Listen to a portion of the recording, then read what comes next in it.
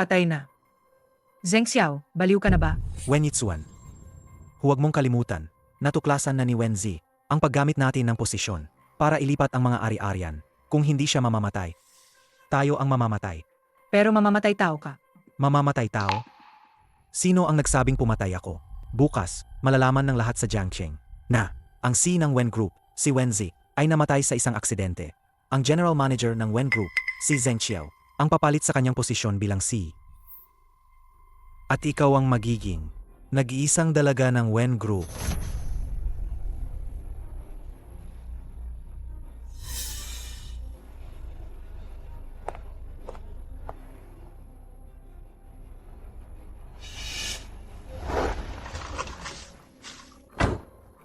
Kuya.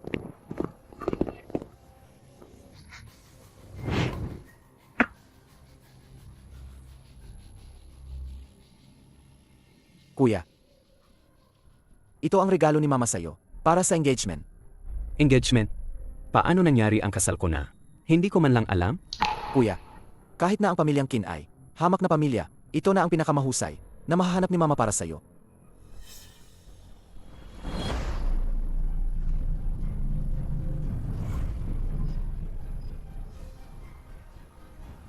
Pakisabi kay Tita Tsu, salamat.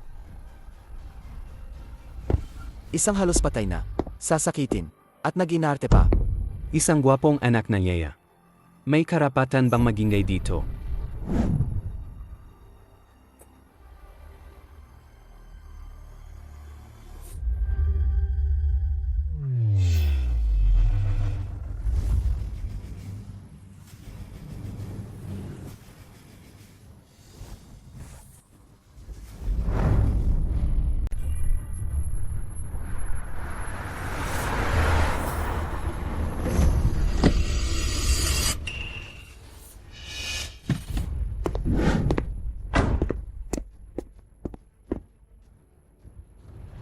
Gusto mo ba mamatay?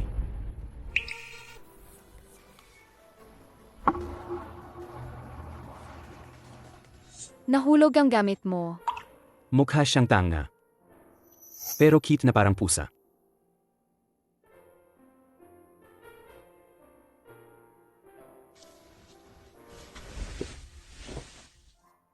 Anong pangalan mo?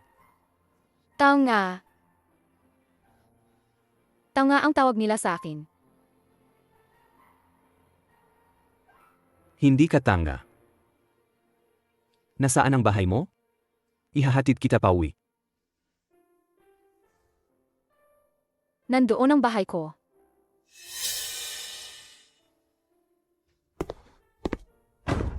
MR Feng, sabi ni MRS Chu, hinihintay kanila ng panganay na anak ng pamilyang Qin sa lumang mansyon. Ang mabait kong madrasta. Talagang atat na ata. Gusto lang naman niya. Pilitin akong magpakasal, di ba? Magpapakasal na lang ako.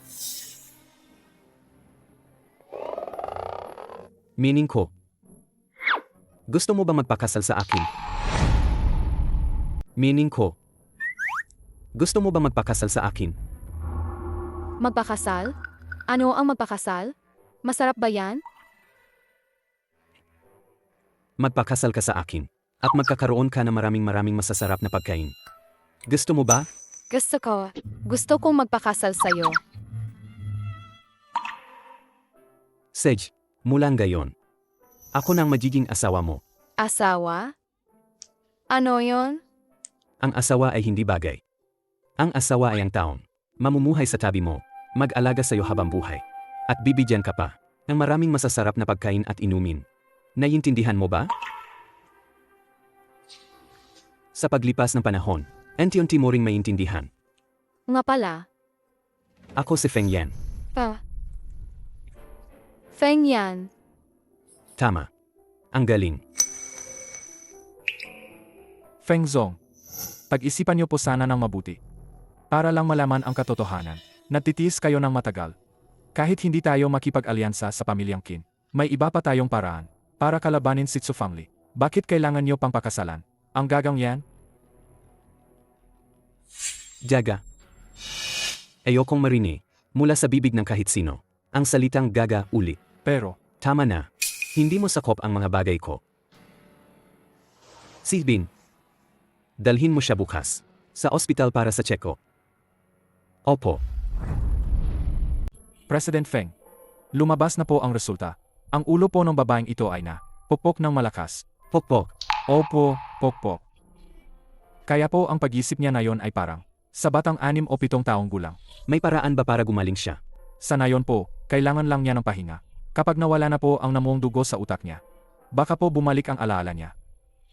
President Feng, sigurado ka po bang pakakasalan mo siya? Hindi po alam ang pinanggalingan niya. Pakakasalan ang babaeng may kapansanan sa pag-isip. Hindi ba mas mapababa nito ang pagdududa ni Fu Fangli sa akin? Saka pala, narinig ko kamakailan na ang may-ari ng Wen Group, si Wenzi, ay biglang nawala. Kumpirmahin mo kung totoo yan. Opo.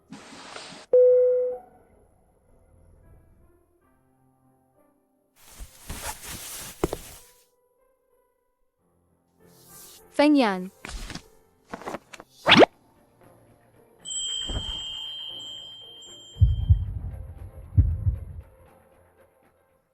Feng Yan, gusto ko kiss-kiss. Ayos ka lang ba?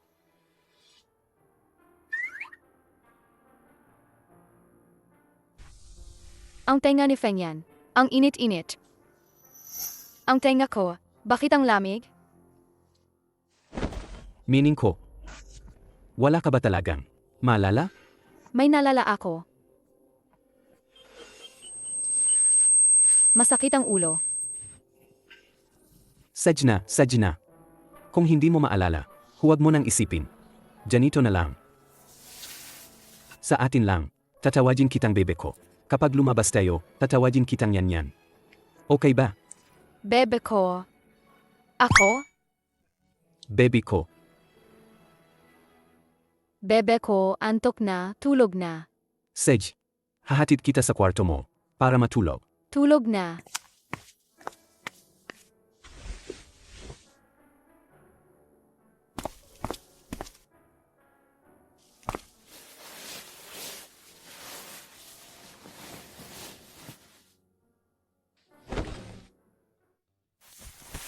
Feng Yan, Berkit, hindi ka ba matutulog? Kasama si bebe ko? Ang mag-asawa, kailangan magyakapan at maghalikan. Matulog magkasama. Ganyan sa tea. Gusto ko rin matulog. Kasama si Feng Yan. anak na. Sej. Kung gayon, huwag na tayong maghubad ng damit. Matulog na lang tayo, ha? Sige na nga.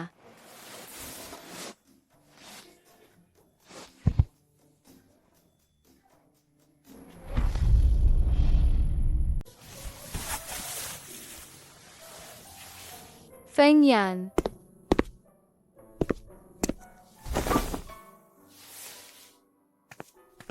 Feng Yan.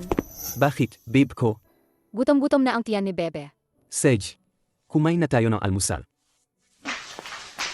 Teka, Bakit, Feng Yan? baby ko. Pwede mo bang isuot para sa akin? Pero hindi marunong si Bebe. Ayos lang, tuturuan kita.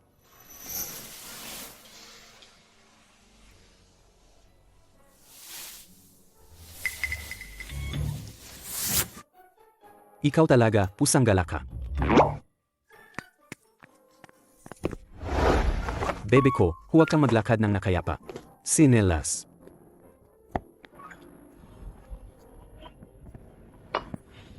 Feng Yan. May isang matanda at pangit na babae.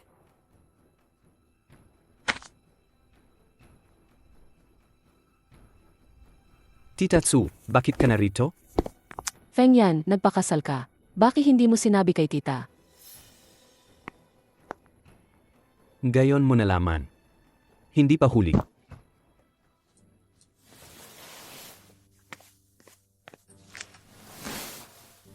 Maliit na manugang.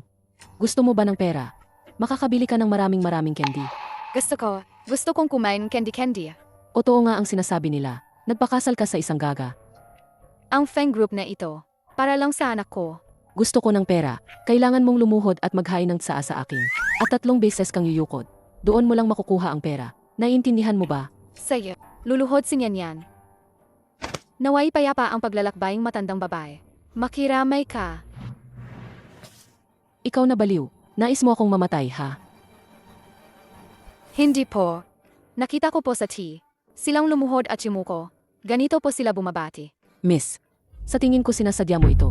Sino po si Miss? Ako po si Nyanyan. Matandang babae, ikaw po si Miss. Kumusta po, Miss? Ikaw ang miss. Ako po si Nyanyan. Ikaw po ang Miss. Tita Tsu. Bata pa lang si Nyan Yan. Kaya bakit mo pa siya pinaginitan? Isa talaga siyang baliw na hindi dapat ipakita sa publiko. Tita Tsu. Si Nyan Yan ang aking legal na asawa. Kung muli kong marinig, kahit isang salita, natawagin mo siyang baliw.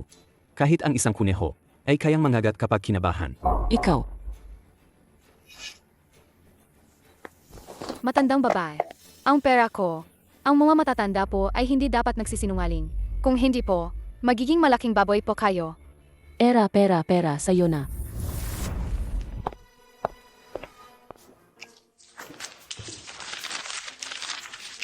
Feng Yan, tingnan mo, ang daming pera.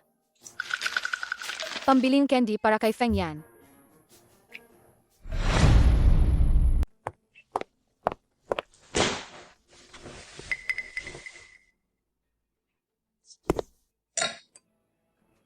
Ma, Sino na naman ang nagpagalit sa iyo? Sino pa ba kundi? Si Feng Yan at ang bago niyang baliw na asawa. Ang babaeng iyon, naglakas loob na isumpa akong mamatay.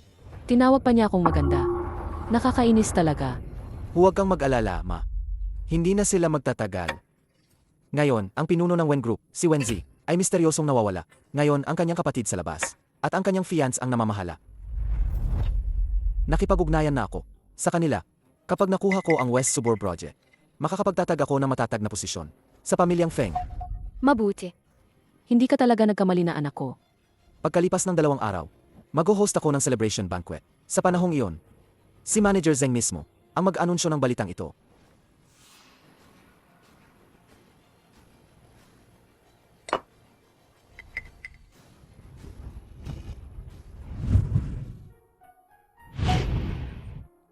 baby ko. Alin ang gusto mong kainin? Cake. Gusto ni Bebe kong cake. Sedge.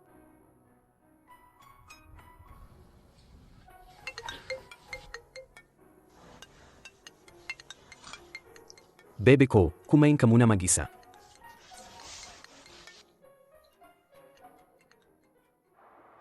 Si Feng. Si Wenzi, ang pinuno ng Wen Group, ay nawawala na. Bayon ang kanyang fian, si Zheng Qiao, ang pumalit. At ang second yung master ay plano ring makipagtulungan kay Zheng Qiao para makuha ang geological project ng Fengshan. Zheng Xiao.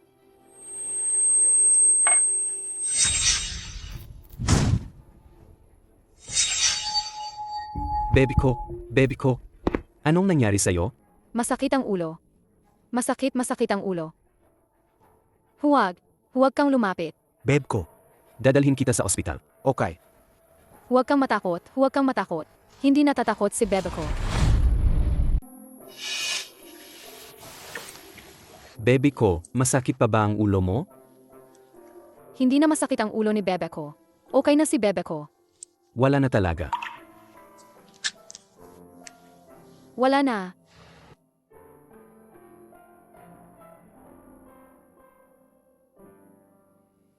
Ilabas ang West Suburb Project. Hayaan si Zheng Xiao ang kumuha.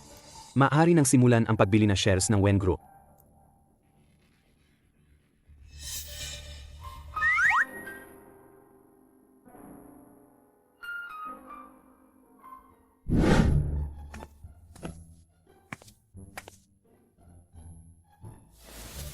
Feng Yan, Baby ko, bakit ka na naman pumasok sa kwarto ko?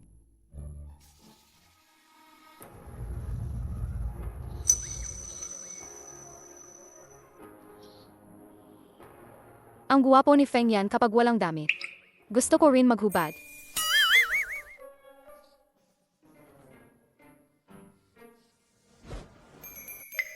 Ang bango ni Feng Yan. Gusto ni Bebe ko. Ang amoy ni Feng Yan. Huwag kang magulo. Bumalik ka na at matulog-tulog.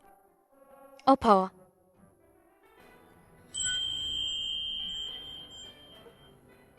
Baby ko, Alam mo ba ang ginagawa mo? Kiskis po. Pagkatapos ng kiskis, saka lang po pwedeng matulog-tulog. Sino ang nagturo sa iyo ng lahat ng ito?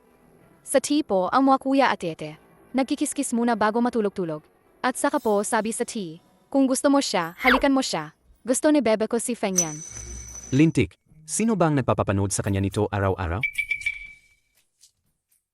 Kung hinalikan mo na si Feng Yan, hindi ka na pwedeng humalik ng ibang lalaki.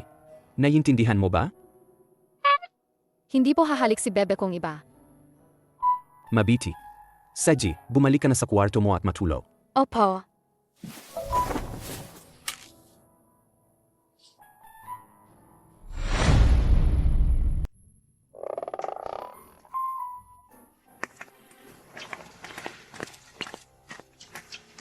Ngayon ang celebration party ng anak ko. Hindi mo ba dadalhin ang batang yang madam para dumalo? Opo. Tara na. Tara na. MR Feng, sa Zheng Qiao ay maaring. Sir Feng, may problema po. Kinuha si Madam Nitsu Fangli. Ano? Tara.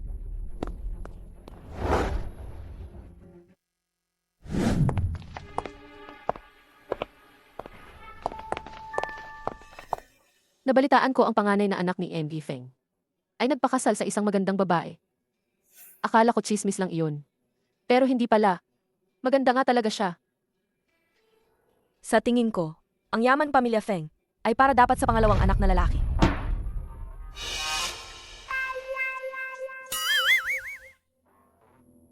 Niyan. Maglaro tayo. Ayaw mo ba? Kung magaling kang maglaro, bibigyan kita ng masarap na pagkain. Gusto. Dali aso. Ang aso ay mahilig. Mamulot ng buto. Dali, kunin mo gamit ang iyong bibig. Sige. Ito ang mangyayari kung gagalitin mo ako.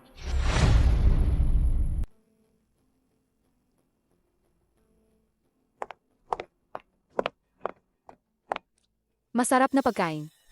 Hindi ba sinabi ko sa'yo na gamitin ang bibig mo? Maganda talaga siya. Sa tingin ko, napakabobo niya para hindi maintindihan.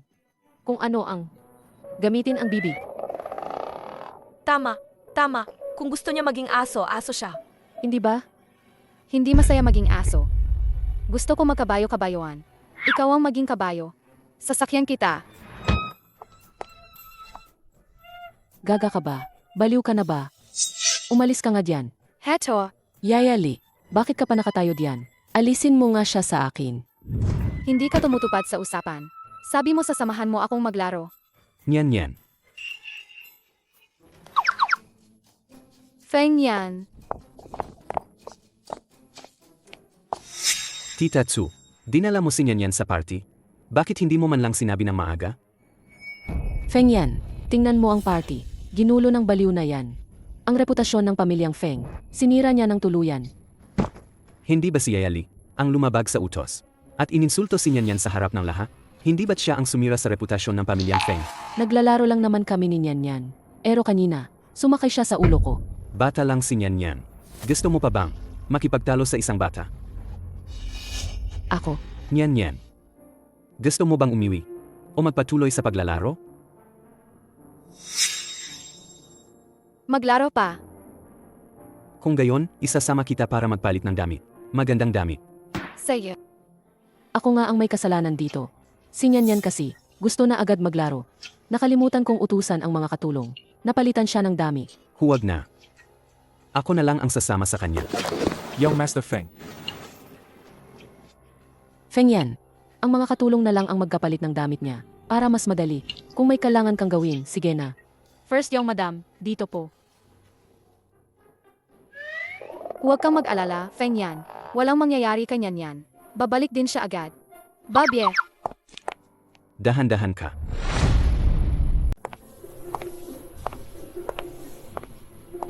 Madam, Umalis ka na.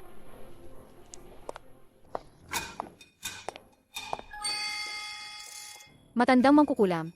Ikaw.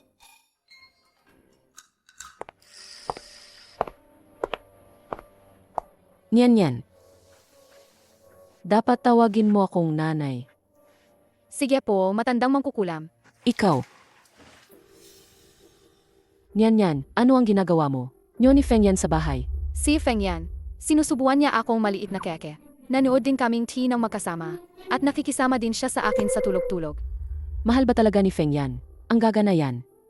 Mukhang hindi lang masama ang puso niya, pati utak niya wala rin. Kung mabait si Feng Yan kay Nyan Yan, dapat din bang maging mabait si Nyan Yan kay Feng Yan? Naman, May masamang tao na gustong saktan si Feng Yan kamakailan. Ang trabaho ni Nyan Yan ngayon ay sabihin sa akin kung saan pumupunta at sino ang nakikita ni Feng Yan araw-araw. Sabihin mo sa akin. Sakaling may gustong saktan si Feng Yan, makakapagbadala ko ng tao para iligtas siya agad. hindi. Niloko mo si Nyan Yan ngayon. Hindi na maniniwala sa'yo si Nyan Yan. Hoy gaga, masyado kitang kinonsinte. Akala mo ba talagang magugustuhan ni Feng Yan? Ang gaga na kulad mo. Ayoko sa'yo. Sumunod ka sa akin ng maayos. Baka isang araw paalisin ka rito. Wala ring maawa sa'yo. Niloko mo na si Nyan Yan. Sinaktan mo pa si Nyan Yan. Sabi ni Feng Yan, kung may nang api kay Nyan Yan, dapat kong doblehin ang ganti. Naglakas loob ka pang saktan ako. Tingnan natin kung paano kita bibigyan ng leksyon ngayon. Ikaw na gaga. Gusto mo pang umakyat sa ulo ko. Yayali. Yayali.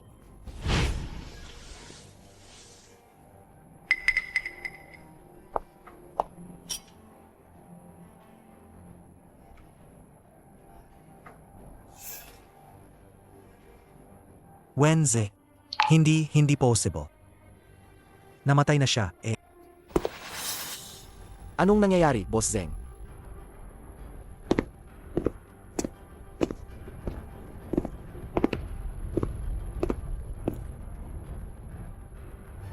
Siya talaga yun. Siya nga talaga.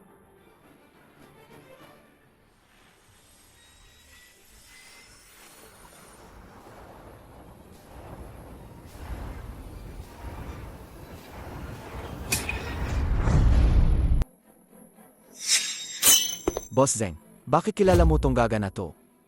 Gaga. Gaga pala siya. Tao nga. Sige, magpapakabaliw ako para sa'yo. Lalaruan kita. Ikaw, Boss Zeng, nanabag ka sa kin? Hindi ako ang humampas. Ang humampas. May pinatay ka. Mamamatay tao ka. Mamamatay tao. Si Boss Zeng may pinatay pala? Sino ang pinatay? Narinig ko ang dating CEO Wen Group na si Wen Chai ay biglang nawala. Maaring siya ang nagpatay. Ulila naman si Wensai. Wala siyang mga magulang. Kasama ko na ang investigasyon ng pulisya. Tama na ang to.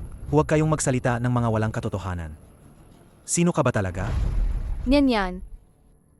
Ako si Nyan Yan. Nyan. Bakit mayroon kang terehong birthmark ng plum blossom? Tulad ni Wenzi sa braso mo? Bakit mayroon kang terehong birthmark ng plum blossom tulad ni Wenzi?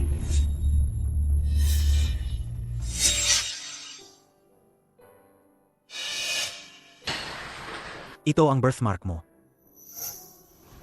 O nga, ang birthmark na ito ay sa akin na simula pa noong bata ako. Hindi ko inakala na isang maliit na biro lang. Ay seryoso niya. Noon, bakit hindi ko napansin na hindi niya talaga ako mahal? Tama. Baka buhay pa siya. Ikaw, baliw ka. Binabalaan kita. Kung magsasabi ka pa ng kung ano-ano, puputulin ko ang dila mo. Hindi si Nyan Yan ang nagsabi niyan. Isang magandang diwata ang nagsabi. Tingnan mo, may dugo ka sa ulo. Ang dami-daming dugo. Ipabenda ka ni Nyan Yan, okay? May tao ba diyan? Kaladkarin niyo pababa ang baliw na yan.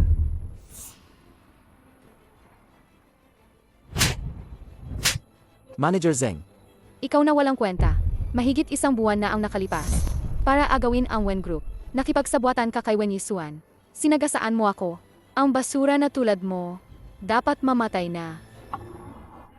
Tingnan mo si Manager Zeng, halatang may tinatago. Baka nga, si Wensi talaga ang pinatay niya? Malay mo. Hindi. Hindi ko pinatay si Wenzi. Namatay siya dahil sa aksidente. Inggit siya sa kakayahan ko. Kahit patay na, hindi pa rin niya ako tinatantanan. Ang pamilya ninyong Feng, pinakawalan nyo ang baliw na ito. At hindi nyo pa rin siya dinadala sa mental hospital. Nga, kapag nagwala ang baliw na yan, baka pumatay pa yan. Tama. Paano naman pinayagan pamilyang Feng? Ang isang tulad niya na walang pinag-aralan, na pumunta sa piging?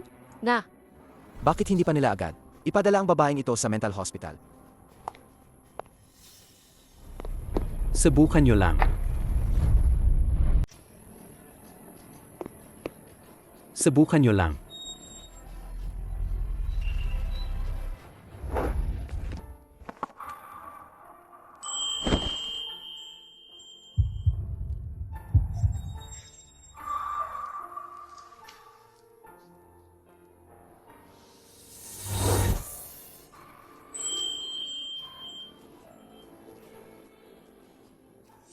Siya ang asawa ko na nakuha ko, pagkatapos kong mawalan ng alaala.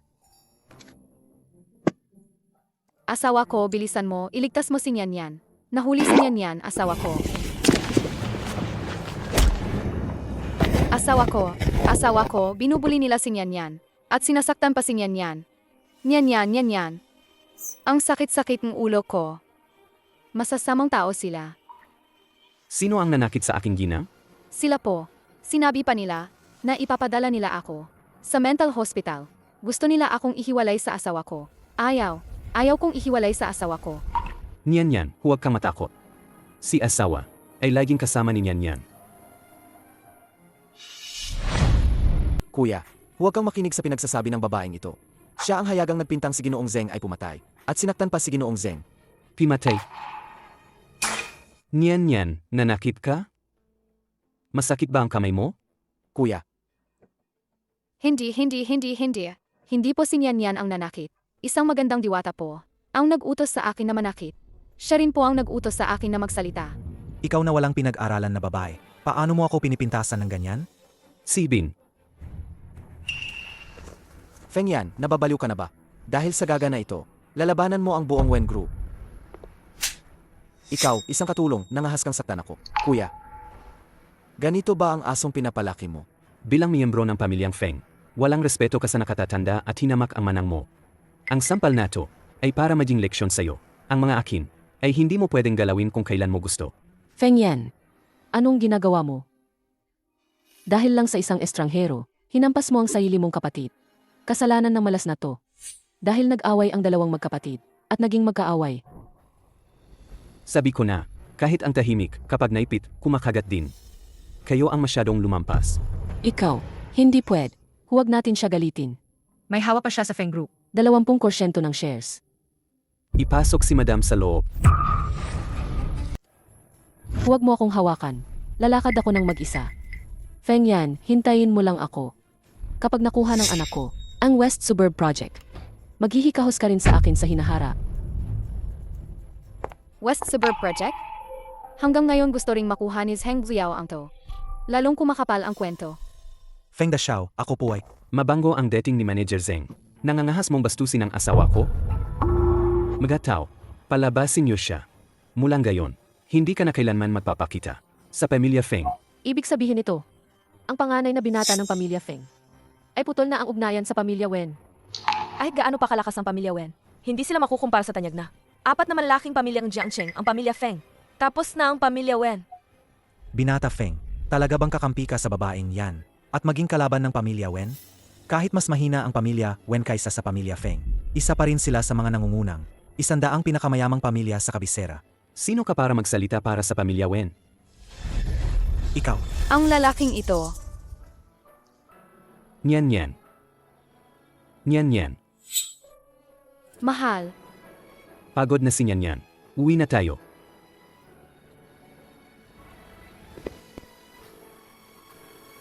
Uwi na tayo.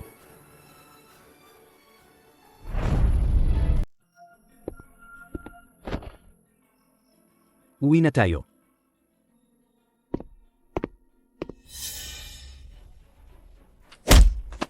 Feng Yan, maghintay ka lang. Kapag nakuha na ni Zeng Xiao ang West Suburb Project at tinulungan akong makami ang posisyon ng C, gagawin kitang miserable. Baby ko. Masakit ng kaunti. Tiyaga lang.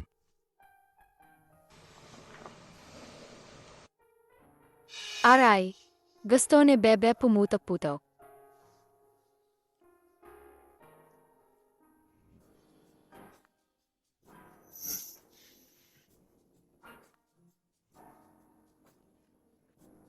Huwag kang magulo.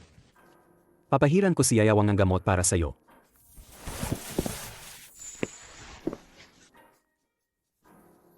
Hindi ko inaasahan na ang panganay na anak ng pamilya Feng ay isa palang inosenteng lalaki.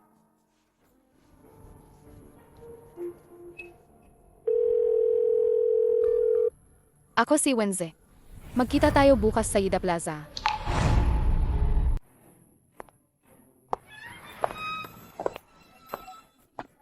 Ginang, alis na po ba kayo?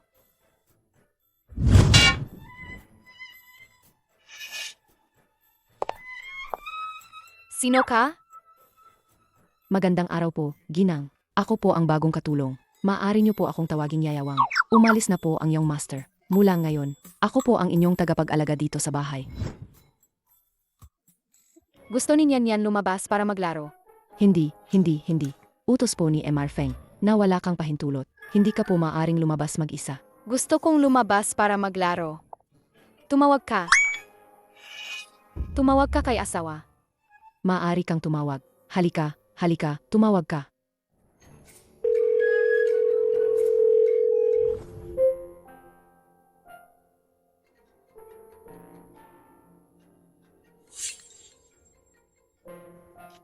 Asawa, gusto ni Nian. Lumabas para maglaro.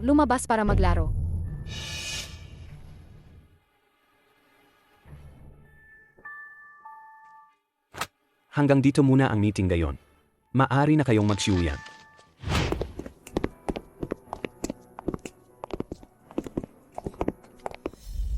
Ano ang problema, Nian? Masakit ang tiyan, gusto kong magbanyo. Seji, pumunta ka na. Dito ako maghihintay kay Nian. Sige.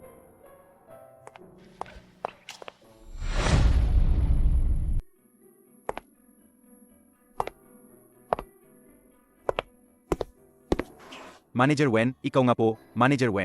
Napakabuti. Talagang biyaya ito ng langit. Manager Wen, si Zheng Qiao ba ang lalaking iyon? Ang nanakit sa iyo? Kung siya nga, tiyak na pagpipira-pirasuhin ko ang walang kwentang lalaking iyon. Dahil ang buhay ko ay ikaw ang nagligtas noon. Huwag na. Ang sarili kong paghihiganti. Ako mismo ang gagawa. Dala mo ba ang pinapakuha ko? Ang Fengshan Group ay sa Lanyuan Yaju idaraos ang bidding. Ang kanilang may-ari ay dadalo rin. Pagkatapos ng 3 araw, gusto kong dumalo sa bidding bilang kinakapatid na anak mo. Bakit naman? Ayoko pang malaman ng iba ang tunay kong pagkatao. Bukod pa rito, ang pagdalo ko sa bidding na ito ay para lang sadyang itaas ang presyo para maputol ang cash flow ng kumpanya at ma-freeze ang account ng kumpanya. Paano kung hindi? Magbid si Zheng Qiao sa huli? Magbibid siya. Kung hindi siya magbibid, ang mga shareholder ng kumpanya ay hindi siya palalampasin. Naiintindihan ko. Gabi na, kung hindi pa tayo babalik, baka mag-alala na ang isang tao.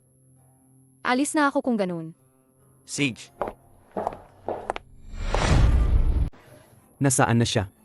Ang tagal niya, hindi pa lumalabas. Pangulo, pinahanap na po namin sa banyo. Wala po ang ginang doon. Baka ang ginang po ay, nang lumabas siya. Bakit hindi niyo pa agad hinahanap? Kahit pabaliktarin niyo, ang Yeda Plaza. Kailangan nating makita si Nian. Opo. Ipinapakita ng CCTV na. Hindi talaga. Pumunta sa banyo ang ginang. Hindi po natin matukoy ng eksakto ang kinaoroonan ng ginang.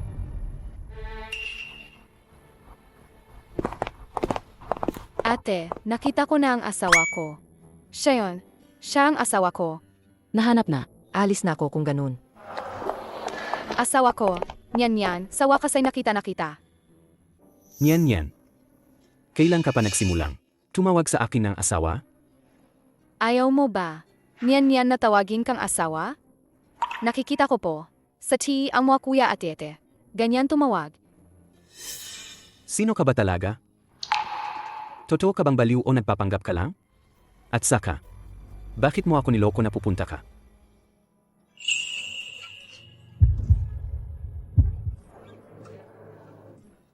Anong ginagawa mo? Ang daldal. Ang daldal-daldal. Ayaw ni Nyan Nyan madaldal. Sedge na nga. Ang galing naman. Nakita ko si yung Master Feng at ang kanyang asawa dito. May kailangan ka. Dahil sa nangyari noon, espesyal akong naghanda ng kwintas na nagkakahalaga ng 10 milyong yuan para sa asawa mo.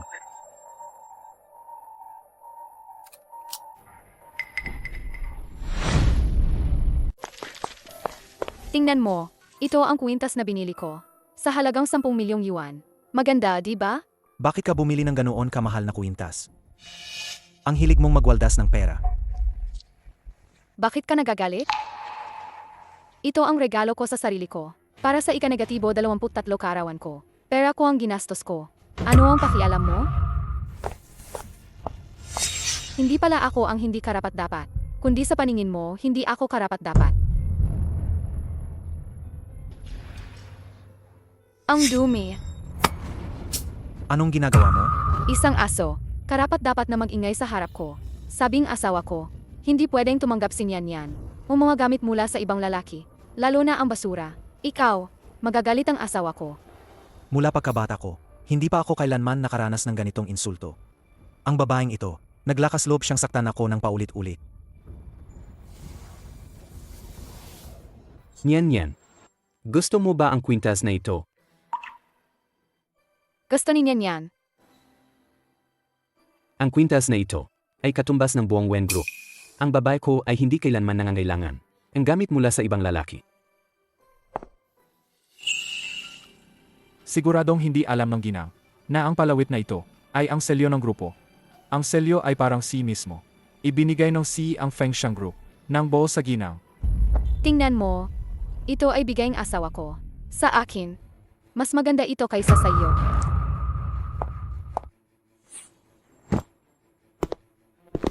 Para kang aso na nilalaro lang.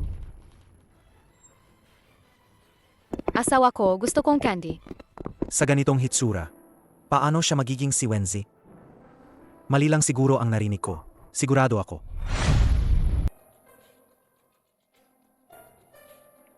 Nakaayos ng auction.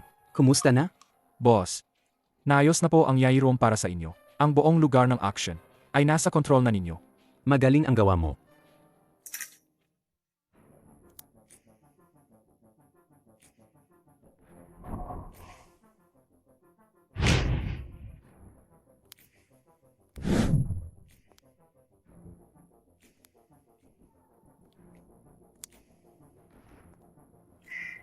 Ang anino na to.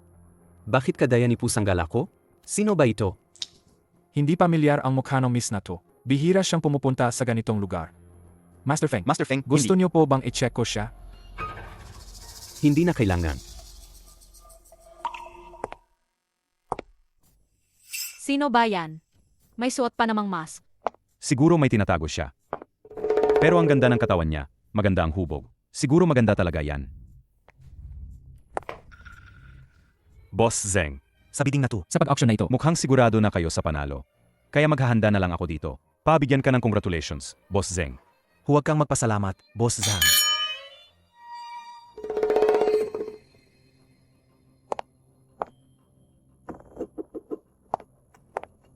Ang figura na to, ang gaanong kagaya ni Gaga. Buhay pa ba siya?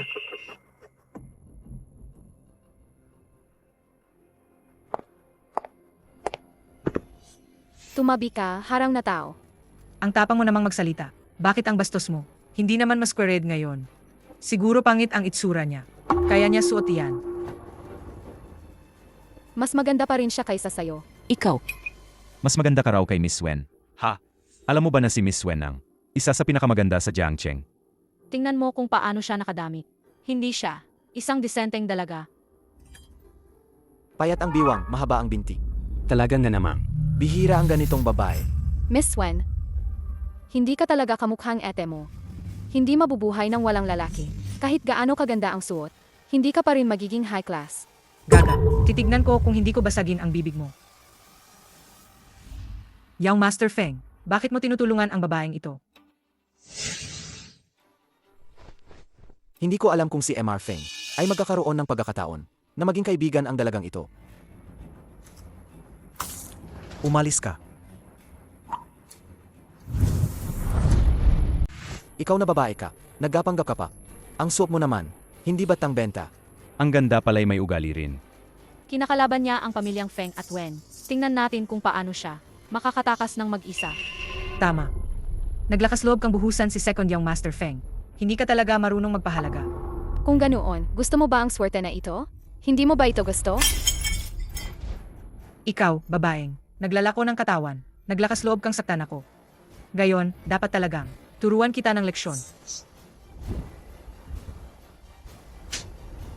Ikaw.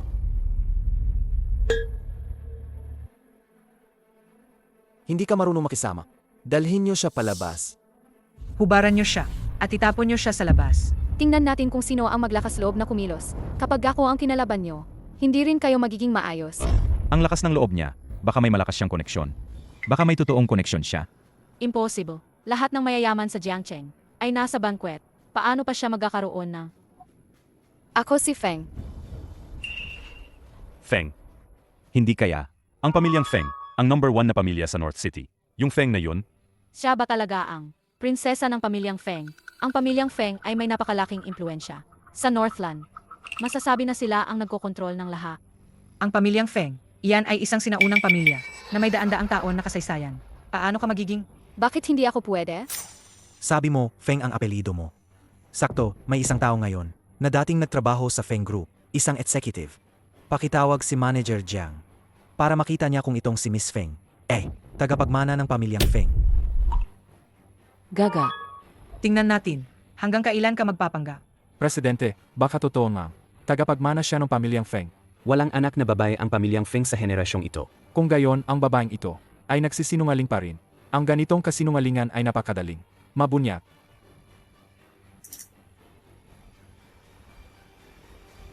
Patuloy lang kayo sa panonood. Narinig kong may naggapangga na miss ng Feng Group. Sino? Manager Jiang, siya po. Siya ang nagpapanggap na Miss Feng. Sige, baliin ng mga binti. Ang gagang ito. Daga. Para kang baliw. Anong kleseng tao ang naglakas loob magpanggap na Miss Feng? Sino ang nagsabing nagpapanggap ako? Ako ang bagong ampon na anak ni matandang Ginoong Feng He. Anak-anakan. Anong anak-anakan? Matagal nang nakatira ang pamilyang Feng sa Bicheng. Isa pa, wala rin akong natanggap na balita na ang matandang Ginoong Feng ay may kinupkop na anak-anakan. Nga, Manager Jiang, anong anak-anakan? Sa tingin ko, niloloko ka lang niya. Talagang hindi susuko. Hanggat hindi nakikita ang kabaong, hindi man lang tinitingnan ang sarili. Kung anong antas, paano ka naman kukunin ng matandang Ginoong Feng bilang anak-anakan niya?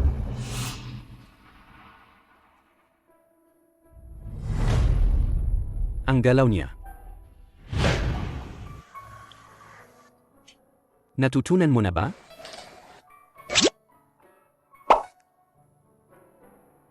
Opo, natutunan na po. Si Bin. Imbestigahan mo ang pagkakakilanlan ng babaeng ito at tawagan mo si Yayawang. Tanungin mo kung nasa kwarto ang ginang. Presidente, nagdududa po kayo na ang babaeng ito ay si... Ang daldal mo. Ang bobo ko talaga. Kung ang babaeng yon, Ay ang ginang. Hindi ba ibig sabihin, ang sarili nilang boss ay niloloko lang ng ginang? Manager Jiang, kung ako sa iyo, tatawagan ko na ngayon si matandang Ginoong Feng. Tatawag ako para hindi ka masira at mawala ang iyong kinabukasan. Seg, tatawagan ko siya para mamatay ka ng may kapayapaan. Manager Feng, may kasama akong dalaga. Sinasabi niya na siya raw ay... Tama. Siya ang bago kong ampon. At ako ang nagpadala sa kanya. Para dumalo sa bidding. Talaga bang siya ang ampon ni Feng He? Impossible. Hindi ito mangyayari. Manager Jiang, niloloko ka lang niya, di ba? Alam ko na. Paano magiging ampon? Ang matandang Feng ang babaeng ito. Gaga, naglakas loob kang lokohin ako. Ikaw na, hindi ko alam kung saan ka galing. Naligaw na babae, naglakas loob kang tawagin ang sarili mong anak ng pamilyang Feng. Ngayon ako ang maglilinis, ng pamilya para sa matanda.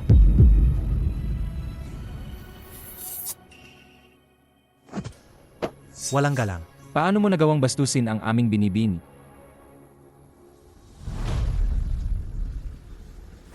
Naglakas loob kang saktan. Ang aming binibini, bata, utos ni Master Feng. Ang sinumang mga has na bastusin ang binibini ngayon, ay babaliin ko ang isang binti. Ikaw muna, bata. Hindi, hindi.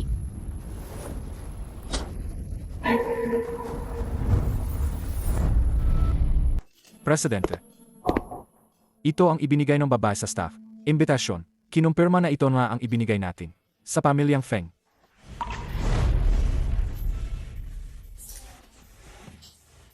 Ano ang sabi ni Yayawang? Tinawagan na si Yayawang.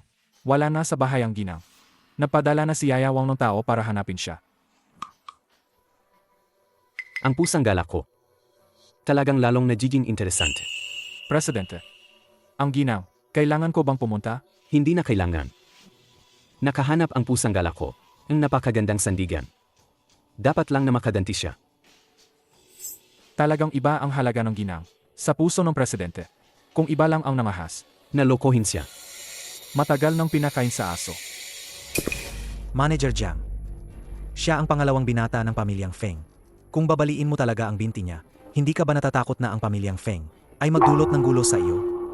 Isang hamak na. Anak sa labas ng pamilyang Feng. Karapat dapat ba siyang makipag-ugnayan sa pamilyang Feng? May kukumpara sa isang mayamang dalaga. Ikaw. Dalhin siya palayo. Opo. Para hindi masira ang paningin ng dalaga.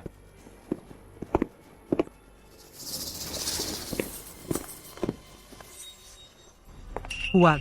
Huwag kang lumapit. Paano nangyari sa kanya? Paano siya? Bakit hindi ka pa humihingi ng tawad kay Miss Feng? Si Miss Feng ay mapagbigay. Humihingi ka ng tawad ng maayos. Tiyak na patatawarin ka niya. Atawad, bulag ako. Nangahas ako. Nagsorry na ako sa'yo. Bakit mo pa rin ako sinasaktan? Ano? Ang paghinging tawad mo, Miss Wen, kailangan ko bang tanggapin? Ikaw. Tama na. Magsisimula na ang bidding.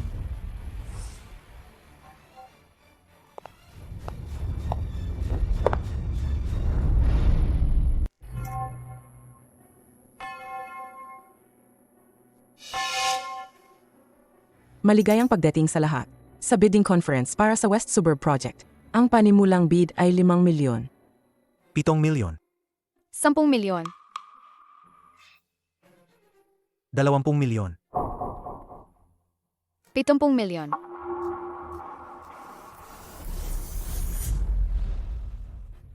Ang babaeng ito, sinasadya niyang manggulo. Ang pamilyang Feng ay matagal nang nasa North City. Ano ang gagawin nila sa lupang ito? Zheng Xiao. Wen Yisuan, ang laro natin. Nagsisimula pa lang. 100 milyon. May magtataas pa ba ng bid? 100 milyon, isa. 100 milyon, dalawa. 100 milyon, tatlo. Sold.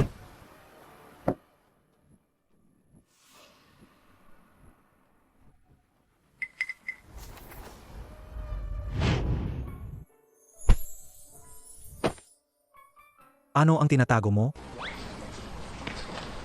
Ang card na ito ay may 100 milyon. Ito ang ipon kong dote. 100 milyon. Size. Ang bait mo naman sa akin. Zheng Xiao, gusto mo talagang gamitin ang dote ko. Sayang lang, hindi matutupad ang hiling mo.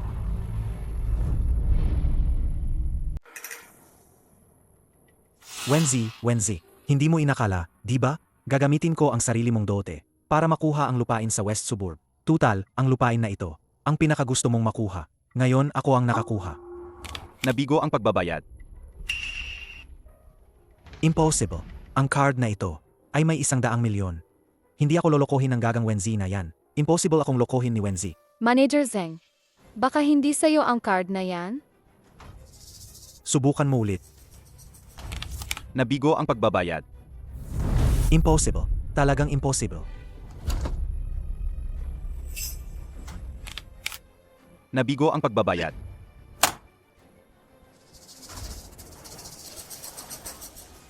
Ang gagang Wenzi na yan. Kahit patay na, gusto pa rin akong guluhin. Sabi ko, Manager Zheng, kaya mo ba talagang maglabas ng 100 milyon? Kung hindi mo kaya, bakit ka sumisigaw? Naalala ko na. Ang card na yan ay 2 taon na ang nakakaraan. Kinuha ni Manager Wen dito, para yata sa ipon niya sa kasal. Kung ganoon si Manager Zheng, sobrang walang hiya naman niya. Ginagamit ang ipon ng babae para sa kasal. Nabalitaan ko simula ng pamunuan ni Manager Zeng ang Wen Group. Nalulugi na ito buwan-buwan. Ang Wen Group, hindi kaya malapit ng malugi. Sino ang nagsabing nalugi na ang Wen Group? Ngayon, palulugihin ko siya. Ano ang masama sa sinabi ko? Gusto pa rin akong guluhin ni Manager Zeng. Mas mabuti sigurong isipin mo muna ang sarili mo. Ang patakaran ng Feng Siyang auction. Sino mang maglakas loob na umatras, bukas ay ipapaalam sa buong bansa. Ang kanyang pagkatao, ipapaalam sa bangko, i-freeze ang lahat ng ari-arian, at hihindihan ng lahat ng industriya. Manager Zeng, ang maganda mong buhay ay magtatapos na. Hindi. Hindi ako pwedeng iban. Ang dami kong isinakripisyo. Hindi ako pwedeng ma-blacklist. Kayo, hindi pa naman na-blacklist si Kuya Xiao. Pero sinasamantala nyo na ang pagkakataon. Mga walang hiya. Mukhang malapit na talagang matapos ang magandang buhay ni Zeng Xiao, maliban kung may makahanap ng papalit. Pero, sino sa mga naroon ang makakakuha ng 100 milyon ng sabay-sabay? Maliban sa kanya. Ang makakakuha lang ng 100 milyon ay ang babaeng ito. Ang 100 milyon ay maliit na bagay lang para sa pamilyang Feng. Binibining Feng dahil gusto mo rin ang lupa sa West Suburb Project. Bakit hindi ka na lang? Kuya Xiao, bakit ka nagmamakaawa sa gagang yan? Ang bilis namang kumagat ng isda. Pwede. Pwede ko itong kunin. Pero gusto ko ang 5%. Ang sharing Wen Group na nasa iyo. At gusto kong turuan mo siyang leksyon. Gusto kong luhuran niya ako at mag-sorry. Hanggat hindi ako nasisyahan. Wen Yitsuan, Zheng Xiao. Ipaparamdam ko rin sa inyo ang sakit ng pinagtaksilan minamahal ninyo. Paano? Hindi naman siguro iniisip ni Manager Zeng na dahil sinampal niya sa binibining Wen, ay tapos na ang lahat, di ba? Huwag kalimutan, kanina ipinagmalaki ni binibining Wen na isa akong mang-akit. At sinabi pang luluhod ako para huminging tawad. Gusto pa niya akong hubaran. Hoy, gaga, huwag kang manggulo sa relasyon namin ni Kuya Xiao. Kuya Xiao? Ibig sabihin ba binibining Wen at Manager Zeng magkasintahan kayong dalawa? Huwag kang magsalita ng kung ano-ano. Si Kuya Xiao ang fiant ng ate ko. Kami, naku po. Kaya pala, bayaw at hipag. Hipag. Manahimik ka. Ang gulo naman ng relasyon nila. Manahimik kayong lahat. Ang gulo naman ng relasyon nila. Manahimik kayong lahat. Binibining Feng, ako at si Wen Yitsuan. Pati na rin ang niyang si Wen Zi. Ay lumaki lang. Nang magkasama sa ampunan. Gusto niya lang akong tawaging Kuya Xiao. Iyon lang. Kung hindi agad mababayaran ni Manager Zeng o makakahanap ng kapalit, mapipilitan akong maglabas ng ban order at ipa-freeze sa bangko ang lahat ng ari-arian ni Manager Zeng. 5 segundo na lang. 5, MR Zeng, naubusan na akong pasensya. 4, Mukhang si MR Zeng ay walang sapat na sinseridad. Sige, kalimutan na lang natin.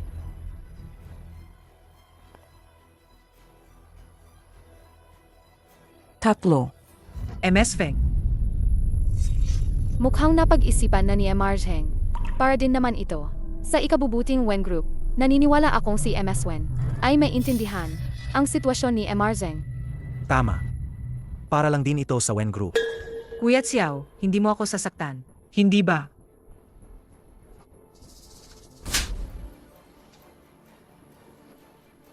Ikaw ang nagpagalit kay MS Feng. Ikaw ang walang utak na. Baliw. Ms. Feng. Masaya ka na ngayon, hindi ba?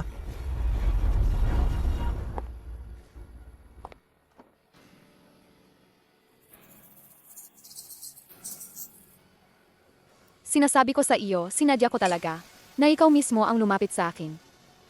Para lang sa sandaling ito. Ang pakiramdam na gamitin. Ang taong mahal mo. Kumusta? Sino ka? Sino ka ba talaga? Hindi ka maaaring maging siya. Hindi ito possible. Kukunin ko ang West Suburb Project.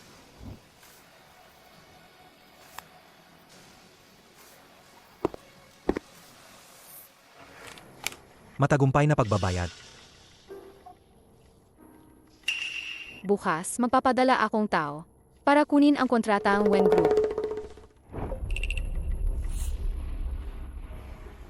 Simula pa lang yan. Maghanda kayo.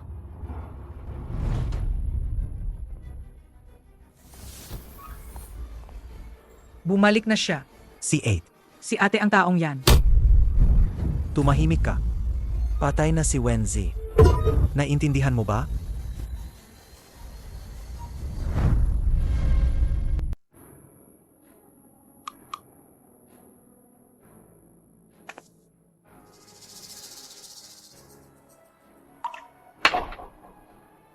May mga tao talagang ipinanganak na swerte.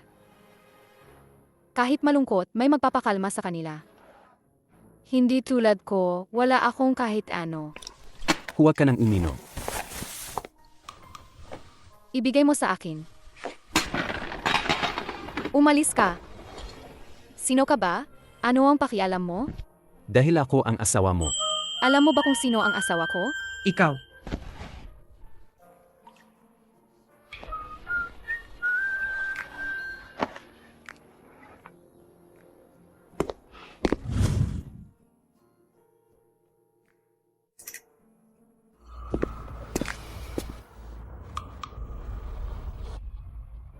Dalhin mo ang buhok na ito sa Genbank. Kumuha ng yun ni Wenzi. Tingnan kung kapareho ito ng kanyan yan. Kapag lumabas ang resulta, ibigay mo agad sa akin. Feng Xiao, sa tingin mo ba, si Madam ay si Wenzi? Feng Xiao, Gaano karaming alak ba ang nainom ni Madam? Hinaan mo ang boses mo. Yayawang. Magluto ka ng sabaw para matanggal ang pagkalasing. Sige, tara na.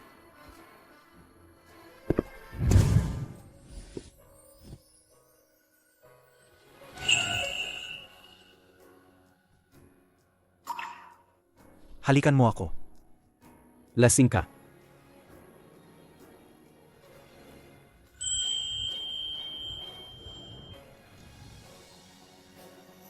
Huwag kang magsisi.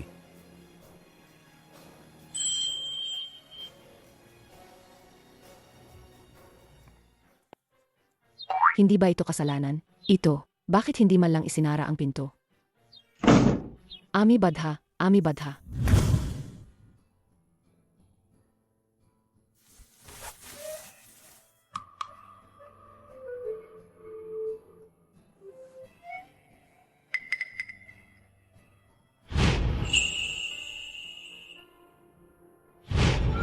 Nakipagtalik ako kay Feng Yan. Palagaw nakakasilaw ang kagandahan.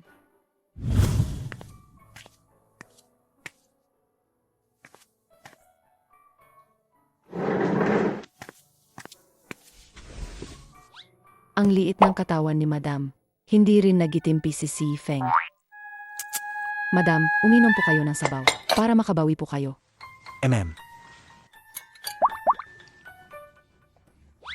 Baby ko. Pupunta tayo sa ospital mamaya. Ospital? Ano ang ospital? Ang galing magpanggap ng pusang gala. Ang ospital ay lugar para magpatingin at magpa-injection. Injection? Ayaw pumunta ni bebe ko sa ospital. Hindi naman may sakit si bebe ko. Masakit ang injection. Hindi si baby ko ang magpapatingin at magpapa-injection. Si Feng Shi, nabalyan siya ng isang binti.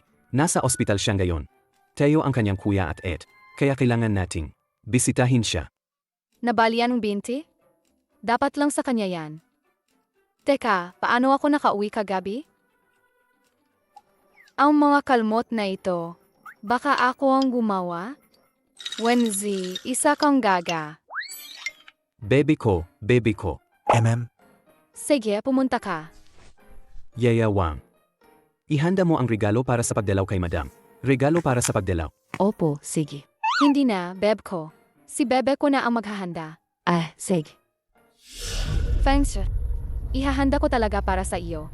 Ang isang regalong hindi mo malilimutan habang buhay. Sumasakit na naman ba?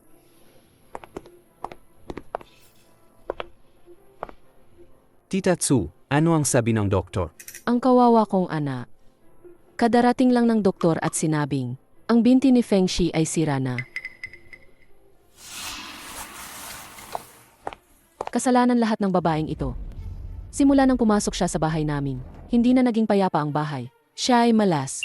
Tama na. Ang nakabali ng binti ni Feng Shi ay ang pamilyang Feng. Tita Tsu, Paano mo masisisi niyan yan? Bakit hindi ko siya masisisi? Simula nang pumasok siya sa bahay na ito, kayong magkapatid, ay nagsimulang maggatayan. Ngayon, Nabalian na rin ng hita si Fengshi. Sinisisi ko talaga siya. Kung hindi siya, sino pang dapat sisihin? Kuya, pinagtatanggol mo pa rin siya. Nagkakamali ba si Mama? Kung hindi dahil sa kanya, edi sana ang hita ko. Hindi nabalian. Siya ang may sala. Wala kayong lakas ng loob na galitin ang pamilyang Feng. Kaya kanyan nyo binubuhos ang galit. Sa tingin nyo patay na ba ako? Ano bang maganda? Sa isang babaeng walang pinanggalingan, pinagtatanggol mo ng husto. Habi. Habi, huwag na magalit. Niyan, naghandang regalo. Para kay Fengshi. Nasaan ang regalo? Regalo. Nasa labas ang regalo.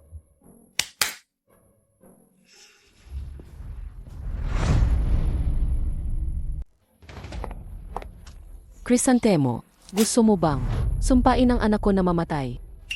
Ano namang laman ng kahon na ito? Damit pang katay.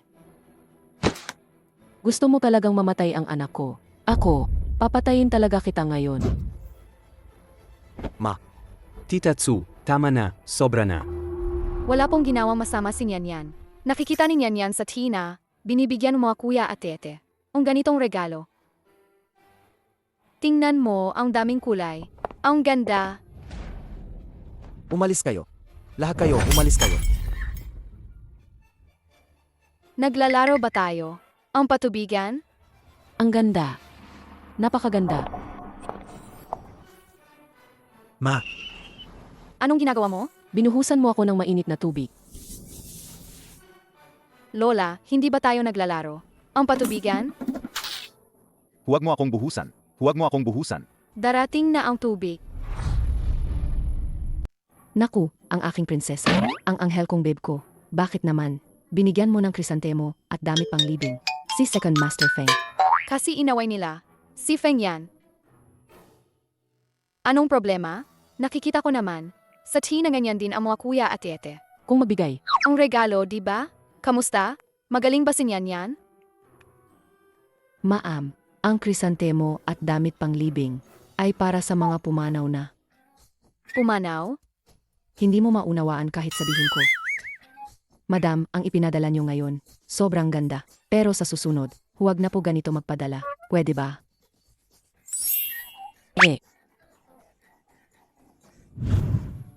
Hello, Boss Wen. Ang mga headline na ginawa ng marketing accounts namin. Ipapadala ko po para i-check nyo.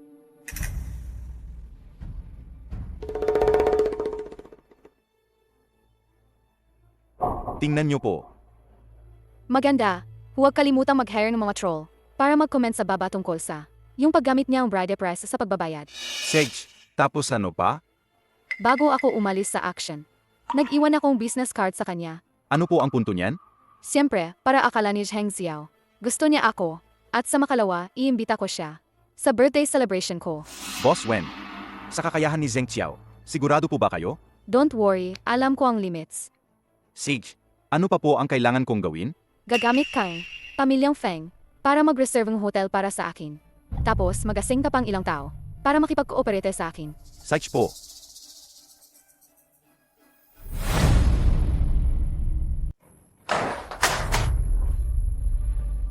may natuklasan ba kayo? Sino ba talaga ang nag-leak ng nangyari noong gabi na yon? Wala pa ring resulta sa investigasyon. At ang aming official blog ay puno na ng mga batikos. Nakakabilib. Ano ang ginagawa ng Public Relations Department? Ano ang nakasulat diyan? Sinasabi nila na si Zheng ay lalaking umaasa sa babae. Ginagamit niya ang bigay kaya ng ex-girlfriend niya at sinasabi pa nila na ito ay karma. Bukod pa rito, ang stock market ng ating kumpanya ay patuloy na bumababa kapag tuluyang bumagsak. Malulugi ang ating kumpanya. Mayroon kang isang araw upang ayusin ang lahat ng issue sa publiko. Kung hindi, mawawala ang trabaho mo. Umalis ka.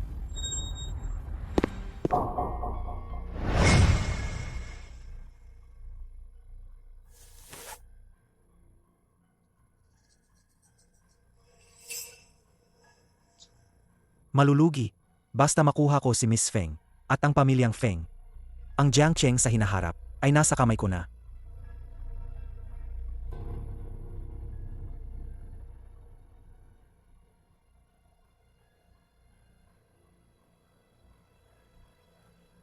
Kahapon sa Feng Shanghai Action, ang Si Zheng Wen Group ay halos ma-blacklist dahil hindi makabayad ng mataas na presyo. Dahil sa kanyang pagkabigo na magbayad ng malaking halaga. Kinuha ng isang misteryosong mayamang babae kagabi. Ayon sa ulat, ang black card ni MR Zheng, Ay pag-aari ng dating CEO ng Wen Group. si Wenzi. Hindi talaga siya makapagpigil. Pumili. Space.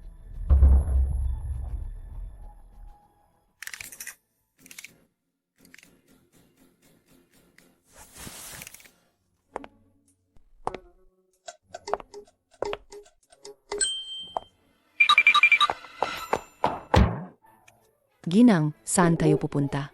Bumalik ka rito. Aray ang malas. Anong ibig mong sabihin na Ginang Feng? Hindi ba't isa lang siya? Sa aking mga laruan? Feng Xiao, na yung quarter. Kumpara sa nakarang quarter.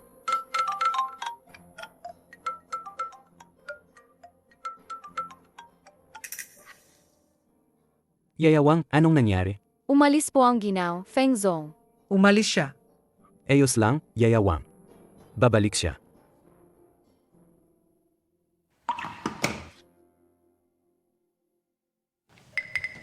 Kamusta na ang pinapaimbestiga ko? Kumusta na? Kasama na po iyan sa investigasyon. Pagkalabas ng ula, ipadadala ko kagad sa aking telepono. Sej, utusan ang isang tao na protektahan si Nyanyan ng palihim. Hindi dapat siyang masaktan kahit kaunti. Opo.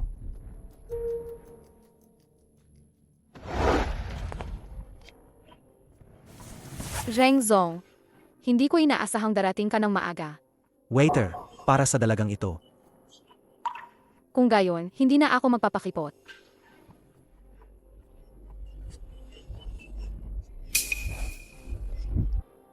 Ito. At ito rin. Miss Feng, ang dami mong in-order. Kakainin mo ba lahat iyan? Pasensya na, gusto kong tikman ang bawat keke. Hindi naman siguro magagalit si Zheng Zong, di ba? Bakit ka magagalit? Paano naman? Miss Feng, umorder ka lang ng kahit ano. Ito lang muna. Ay, nga pala. Pakidagdagan pa akong isa. Chocolate cake na walang chocolate. Gusto mo rin ng chocolate cake na walang chocolate? Chocolate cake. Gusto ko na yan simula bata pa ako. Bakit? Bakit? Wala. Ang ex-girlfriend ko rin ay gusto yan.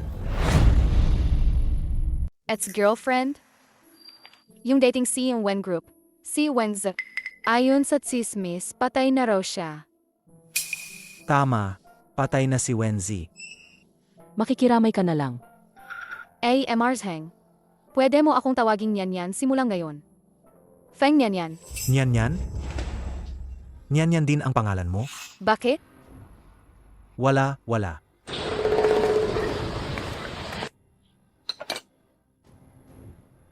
Salamat.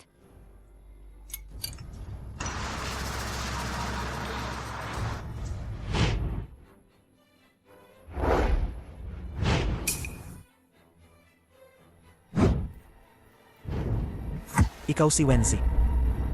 Hindi ikaw siya. Patay na siya. Anong nangyari, MR Zheng? Hindi ba't siya yung lalaking umaasa sa babae sa balita? Ginagamit niya ang pera ng ex-girlfriend niya para bumili ng mga auction item. Pero sino ang mag-aakala na hindi pala activated ang bank card, kaya hindi ito magamit? Kaya nga. Huwag na huwag ang magpapakasal sa kanyang. Lalaking mapagsamantala sa yaman ng pamilya. Kung hindi mo malalaman kung paano ka namatay. Narinig ko na ang ex-girlfriend niya. Si Manager Wen ay patay na. Baka siya ang pumatay. Kung magsasalita pa kayo ng isa pang salita, sisiguraduhin kong makukulong kayo habang buhay. Manager Zheng, ayos ka lang ba? Wala. Ayos lang. Manager Zheng, sa makalawa na po. Ang karawan ko. Karawan mo? Opo.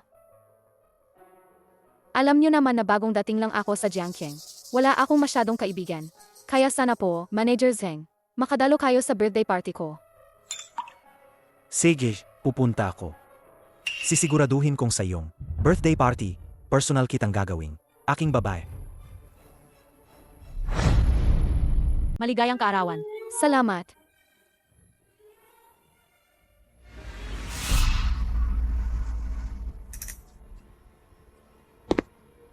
Nyan. Maligayang kaarawan. Salamat.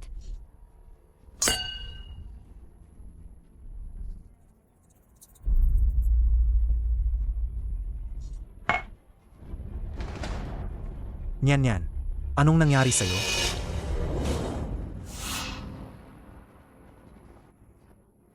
Nahihilo ako. Ang init. Dalhin mo siya sa room 342. Sarge po.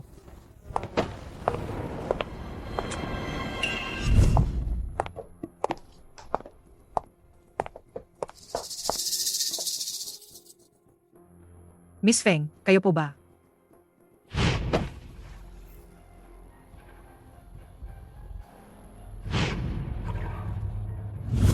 Magandang gabi, miss. Si MR Zheng po, nasa hotel namin. Lasing po. Pwede niyo po bang puntahan? Siya sa room 342 para sunduin. Sige po. Apunta na ako. Sige po. Huwag kang mag-alala, hindi kita irereklamo.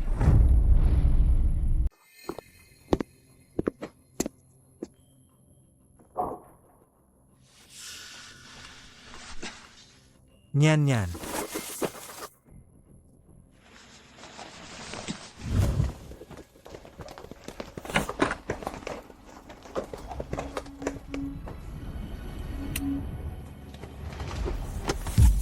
Anong ginagawa ninyo?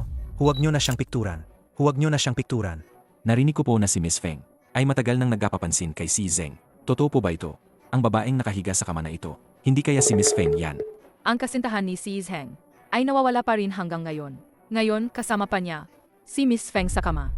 Gusto niyo bang magpanggap na inosente? Magpaliwanag kayo. Hindi ko kailanman niloko si Zizi. Binigyan ako ng gamot. Anong gamot? Huwag mong sabihin. Si Miss Feng ang nagbigay ng gamot kay si Zeng para lang makasama siya. Si Zeng. Grabe naman ang taktika nyo. Feng Nyan. Sabi ko na sa'yo, si Wenzi lang ang nasa puso ko. Bakit mo pa ako ginugulo?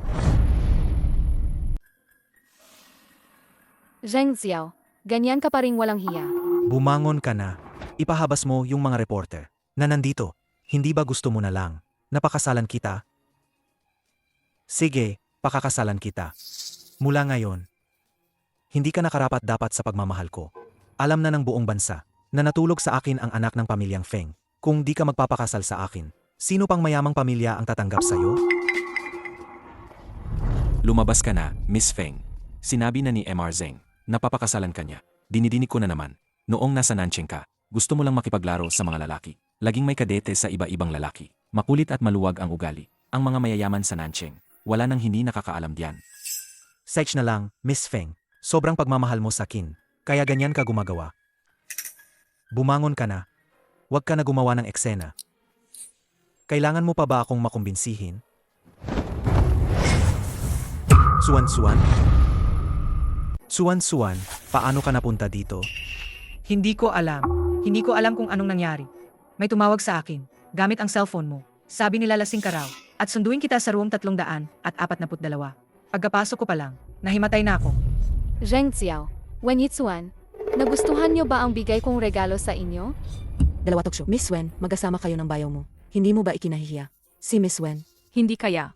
Matagal na silang may relasyon. Bayaw at hipag. Malaking balita yan. Dali, kunan ng litrato. Huwag, kung kukuha pa kayo, babasagin ko ang mga kamera nyo. MR Zheng, Miss Wen. Ang pagkamatay ni Miss Wen, may kinalaman ba kayo dito? Hindi kaya nahuli niya ang kahihiyan nyo, kaya pinatay niyo siya? Pakipaliwanag. Hindi ka love crime ito.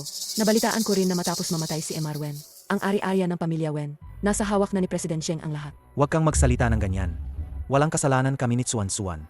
Hinulog lang kami ng iba sa kasalanan. Hinulog. Kung ganon, sino ang humulog sa inyo? Siya yan, siguradong si Feng yan. Siya ang humulog sa akin.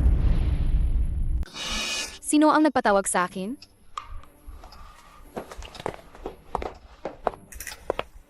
Saan ka napunta? Nalasing ako.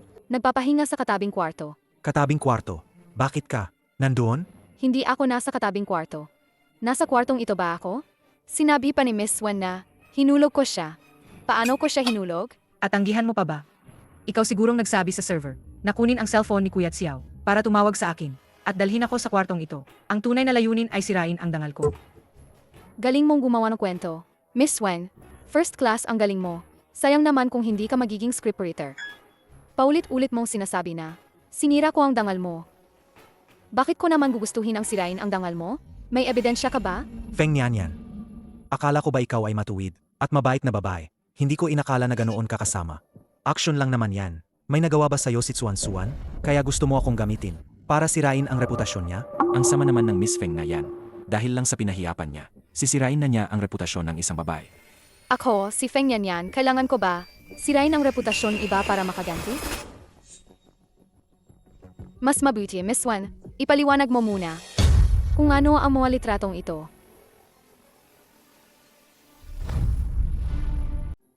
MR Feng, ang aming maliit na hotel, ay pinarangalan na mapili ng Fengshan Group. At mabili, isang karangalan po ito.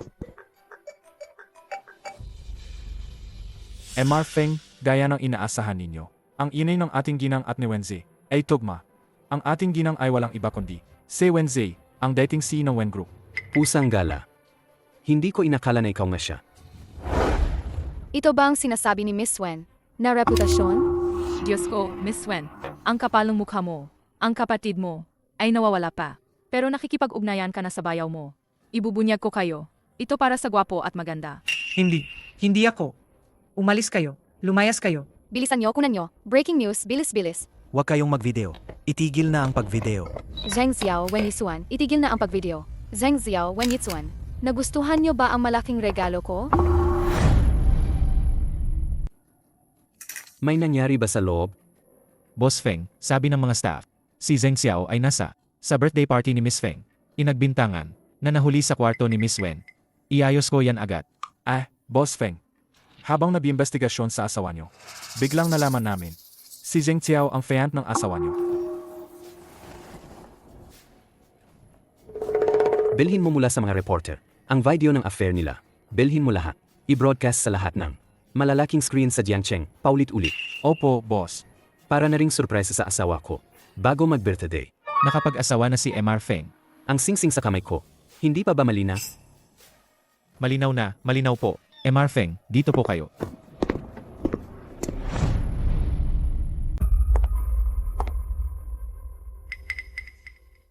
Kakaiba ang likod ng taong yon. Bakit parang si Feng yan?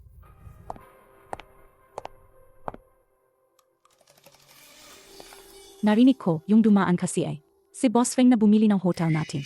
At sabi pa nila, ang si Feng na iyon ay guwapo at mayaman. Gusto ko talaga siyang pakasalan. Sino ba namang hindi? Sabi nyo yung dumaan lang kanina, si Feng yon? Si Feng ng Fengshan Group. Sa isang binata na mayaman at guwapo na tulad niya, baka matagal na siyang may fiance. Sa mga tulad nating tao, wala na tayong pag-asa. Siya pala ang ang Fengshan Group. Hindi ko alam kung ano ang pinagkakaabalahan. Ang aking kep na asawa kamakailan. Hindi ko siya nakikita araw-araw. Nilalamig si Feng. Magpapahanda ko ng gamot sa sipon. Hindi na kailangan. Huwag na kayong kumuha ng litrato. Huwag na kayong kumuha ng litrato. Hindi ko inaasahan na ang pamilyang Feng ay napakabilis kumilos. Mukhang malapit nang ipatupad ang susunod na plano. Gaano nakatagal ang relasyon ni Nanyanyan at Zheng Xiao? Gaano nakatagal? Ayon sa aking investigasyon, Madam, si Madam at Zheng Xiao ay lumaki sa ampunan. Sila ay magkababata. Magkababata. Nakakainis. Bakit pa kailangang sabihin ang magkababata? Kung mamamatay ka, siguraduhin mong tuluyan na. Halika na. Childhood sweetheart. Sa huli, hindi ba't si Presidente Feng pa rin ang dumating? Iyon ay isang taon lang na mas maga, ang engagement. Sa huli, hindi ba si Presidente Feng at ang ginang ang nagpakasal? Engagement. Tama. Ngunit ang engagement ni Zheng Xiao at ng ginang ay hindi kailanman inihayag sa publiko. Presidente, habang inimbestigahan ko ang pagkakakilanlan ng ginang, espesyal akong pumunta sa pamilyang Wen. Nakita ko na ito ang cellphone ng ginang. Presidente Feng, nakabalik na po kayo. Tumawag po si Assistant C kanina. Sinabing nilalag na po kayo. Ihahanda ko na po ang gamot ninyo. Nakabalik na ba si Nyanyan? Matagal nang nakabalik ang ginang. Naliligo po siya sa kanyang kwarto. Ikaw.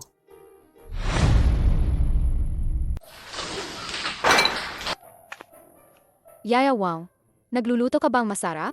Hindi po, nilalagnat po si Presidente Feng. Nagluluto po ako ng gingertia para sa kanya.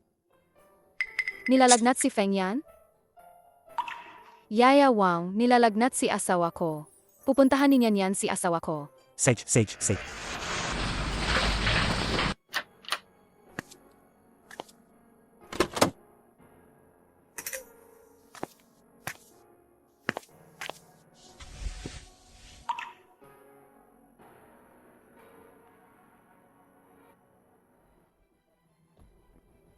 Ang cellphone na ito. Ito nga ang cellphone ko. Zheng Xiao Wen Yitsuan. Sa wakas, may bubunyag ko na kayong dalawa. Ang ebidensya ang paglilipat niyong assets ng kumpanya, at ang ebidensya ang pagtatangka niyo sa buhay ko. May papakita ko na sa publiko. Humanda kayo.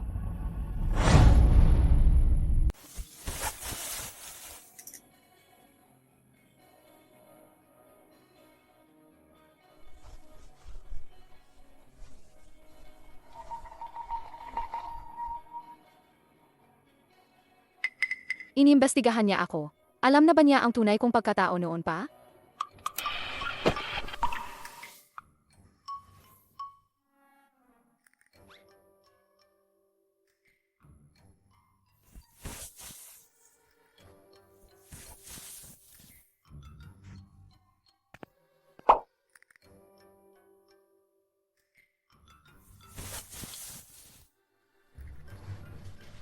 Bebe ko, nagpapanggap ka lang pala. Tingnan natin. Hanggang kailan ka magpapanggap?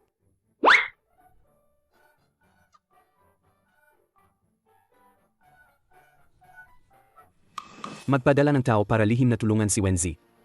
Para tapisin sina Zheng Fiao at Wen Yitsuan. Masusunod, Feng.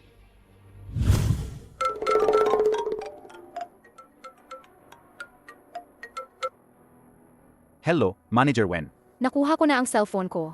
Nandito ang lahat ng ebidensya laban kina Zheng Xiao at Wen Yisuan. Sa kanilang pagiging magkasabwat at paglustaying assets ng kumpanya, lahat ng ebidensya at pati na rin ang ebidensya ang pagtatangka nila sa buhay ko. Ang galing, ang galing. Kung gayon, plano nyo na po bang ibunyag sila ngayon? Kung ikaw si Zheng Xiao, ano ang susunod mong gagawin? Ngayon na bumagsak ang stock ng Wen Group. Kung ako siya, agad akong magpapatawag ng press conference para linawin ang sitwasyon. Para pakalmahin ang sitwasyon. Tama. Gusto kong sa harap ng buong Jiangqiang, sa harap ng mga reporter, ilalantad ang kanilang tunay na pagkatao. At tuluyan silang ibabaon sa impyerno. Siege. Kuya Xiao, masakit.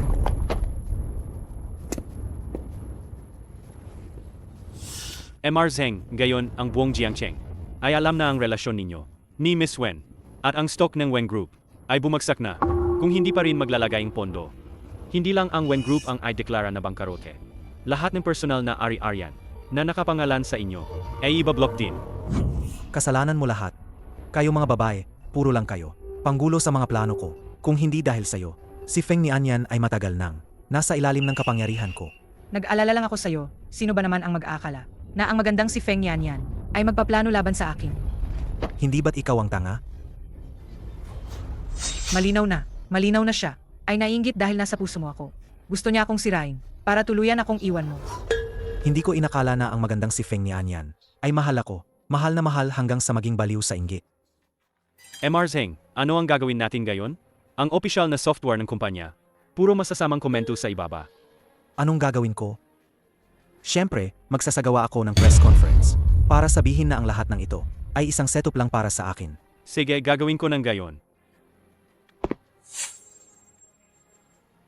Dapat kang magdasal na sana ay maging maayos ang lahat at maging C ng Wen Group.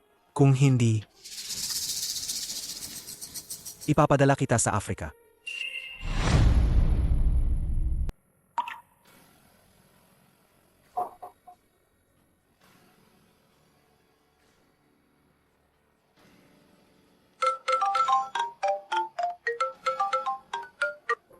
Tama nga ang hula mo, Manager Wen.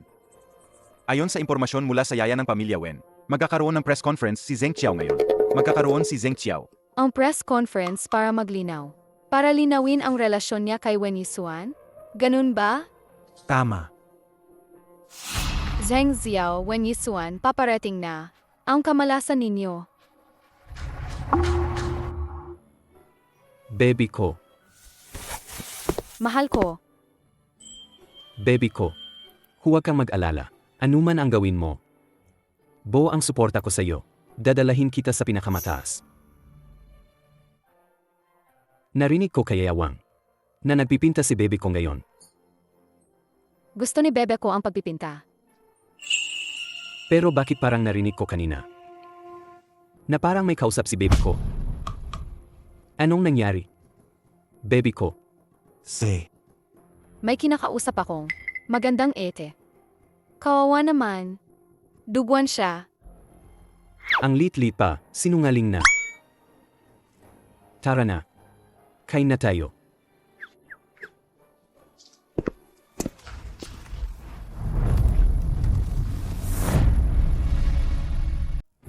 Mga ginang at ginoo, nais kong linawin ang issue. Sa aking ugnayan kay Second Miss Wen, kaming dalawa ay biktima lang ng paninira. Nakita na ang salarin. Ang taong ito ay si Jiaming. Siya ang financial director. Ang Wen Group.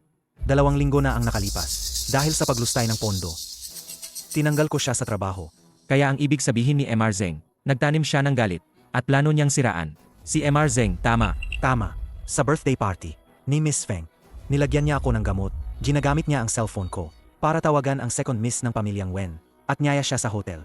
At pagkatapos ay pinatulog siya. Inilagay niya siya sa aking kama. Lumilikha ng isang maruming eksena. Kasalanan mo lahat. Na-blacklist ako sa industriya. Papatayin kita. Bitawan mo ako. Bitawan mo ako. Sina si Zeng at Second Miss Wen, alagang biktima sila ng paninira. Ang taong yan ay hindi magkakaroon ng magandang katapusan. Ang mga taong tulad niya ay dapat lang ipadala sa kulungan. Alam ko na sa lalim ng pagmamahal ni si Zeng, kay si Wenzi, aano siya magtataksil. Kung gayon ang mga larawan halikan, Nina Si Zheng at Second Miss Wen, na inilabas ni Miss Feng, paano ito? Ipapaliwanag ni Si Zheng? Si Miss Feng ay naloko lang din. Ang larawang yan ay fake. Si Zheng. Bumalik na sa dati ang stock ng Wen Group. Tamang-tama, ngayon ay mayroon akong ia-anunsyo. Formal na bang kukunin ni si Zeng ang posisyon ng si ang Wen Group? Ina-anunsyo ko, simula ngayon, ako ang magsisilbing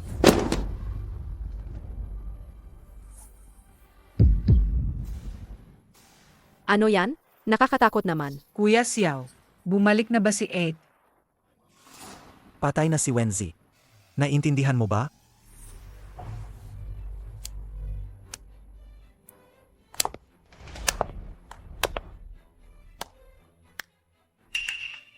Ang gandang palabas. Ang isang dula. Bakit napakakatakot ng larawang ito? Ang babaeng pinatay sa itaas. Bakit napakamukha niya kay dating si yung Wen Group? Wen Ise? Miss Feng, huwag kang magsalita ng kung ano-ano. Lumabas ka, please. Bakit? May nasabi ba akong mali? At ang nasa itaas, ang pumatay, mukhang si Zheng ah. Huwag ka nang magulo. Alam kong ayaw mo kay Itsuan. Galit ka rin na hindi ko siya pinaalis. Pero hindi ka dapat magpamanipula ng mga taong may masamang intensyon. Nagulo ako? Hindi ba? Gusto mo lang solohin si Kuya Xiao at makuha ang pag-ibig niya. Kaya ginagawa mo ang mga ito, ang mga murang kalokohan, para makuha ang atensyon ni Kuya Xiao. Tama. Ikaw ay isang walang awang babae, kahit pasirain mo ako. Ang tamang-tama ang sinabi mo. Gusto kong sirain ka. Ikaw ba ang gumawa ng larawang ito? Ako nga. Ano ang gusto mong gawin? Anong ginagawa mo? Manager Zheng, ang talino mo. Bakit hindi mo hulaan? Kung ano ang susunod kong gagawin? Anong gusto mong gawin? Anong ginagawa mo? Ikaw na. Makasariling babae. Ano pa ba ang magagawa mo? Hindi ba gusto mo lang makuha ang aking Kuya Xiao? Pinapayuhan kitang kalimutan na yan. Ano man ang gawin mo. Sa puso ni Kuya Xiao, ay wala kang pwesto. Tama na, tama na. Paulit-ulit lang ang mga salitang yan. Hindi ka ba marunong magpalit ng panlalait? Ikaw. Binibining Feng. Alam kong ampon ka ng pamilyang Feng. Gusto mong gamitin ang kasal para patatagin ang posisyon mo. Kung luluhod ka ngayon at hihingi ng tawad sa akin at kay Itsuan, papatawarin kita. Bakit naman ganoon ka kasigurado, Manager Zeng? Bakit mo inisip? Naluluhod ako para magmakaawa sa'yo? Nagpapapansin ka ba? Binibining Feng. Kung titigil ka na, maari kong isaalang-alang ang pagpapakasal sa'yo. Kung hindi, wala kang makukuha. MR Zeng, magpustahan tayo. Anong pustahan? Ang susunod kong hakbang. Mahihiya ka ba? Anong gagawin mo? Oras na para abutin ang lambat. Bakit nasa iyo ang teleponong ito? Ano? Familiar ba si MR Zeng? Sa teleponong ito? Zheng Xiao, nakipagsabuatan ka sa kapatid ko para nakawin ang ari-arian ng kumpanya at subukang makuha ang Wen Group. Nereport ko na ito sa pulis. Zheng Xiao, Wen Yitsuan, dumating na ang inyong kapahamakan. Diyos ko, si MR Zheng nga. At ang pangalawang Miss Wen ang pumatay kay MR Wen. Ang galing talaga ng magkasintahan. Pero itong si Wenzi, kawawa rin, ang kanyang fiance at kapatid, ay magkasama sa kama. Ngayon pati ang kumpanya, ay mapupunta sa kamay ng magkasintahang ito. Nga, isang magkasintahan talaga. Pagkalabas ko, agad kong ipapaalam sa lahat ang lahat ng kanilang krimen. Manahimik ka. Manahimik kayong lahat. Sino ka ba talaga? Sino ka ba talaga? Sino ako?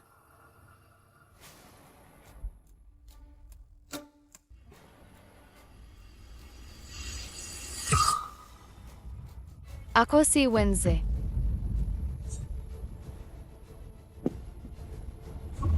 Kuya Xiao, si E. Si Ed, bumalik na. Manahimik ka. Anong kinakatakutan mo? Kaya ko siyang patayin. Kaya ko rin siyang patayin ulit. Hindi ikaw si Wenzi. Nakita na kita. Ikaw ang young madam ng pamilyang Feng. Magandang babae ka. Ebidensya. Si Ed ko. Sa kanang braso niya. May birthmark na hugis plum blossom. Wala ka niyan. Hindi alam ni Zheng Xiao. Hindi mo rin ba alam? Wala naman ako. Ganyang birthmark na plum blossom. Pansamantala ko lang yaw. Tattoo sticker na nilagay. Patay na si Wenzi. Kung ano ang sabihin mo, yun na yon? Tama kami palagi. Sa pagkamatay ng ate ko, labis kaming nalungkot. Bakit naman kami magdedeni ng ganoong bagay? Hindi ba ito pagdidilig ng asin sa aming suga? Wen Yitsuan, ako ang tunay mong ete. Ngayon, para sa lalaking yan, tinutulungan mo ang masama? Dalhin niyo ang baliw na babaeng yan. Palayasin niyo siya. Sino ang maglalakas loob? Sino ang maglalakas loob?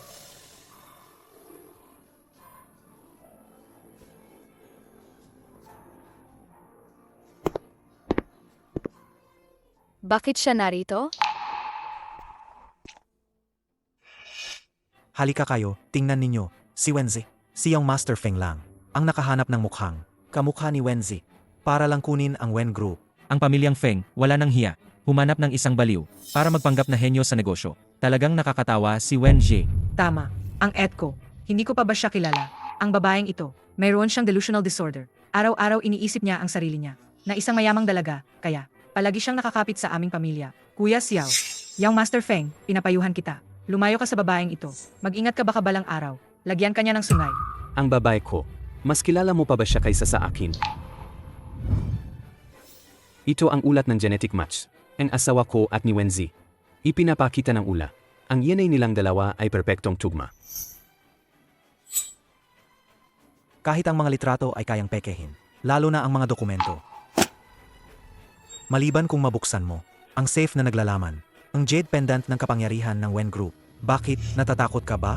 Young Master Feng, sa susunod bago ka mag-fake, siguraduhin mong masusi kang mag-imbestiga. Palabasin sila.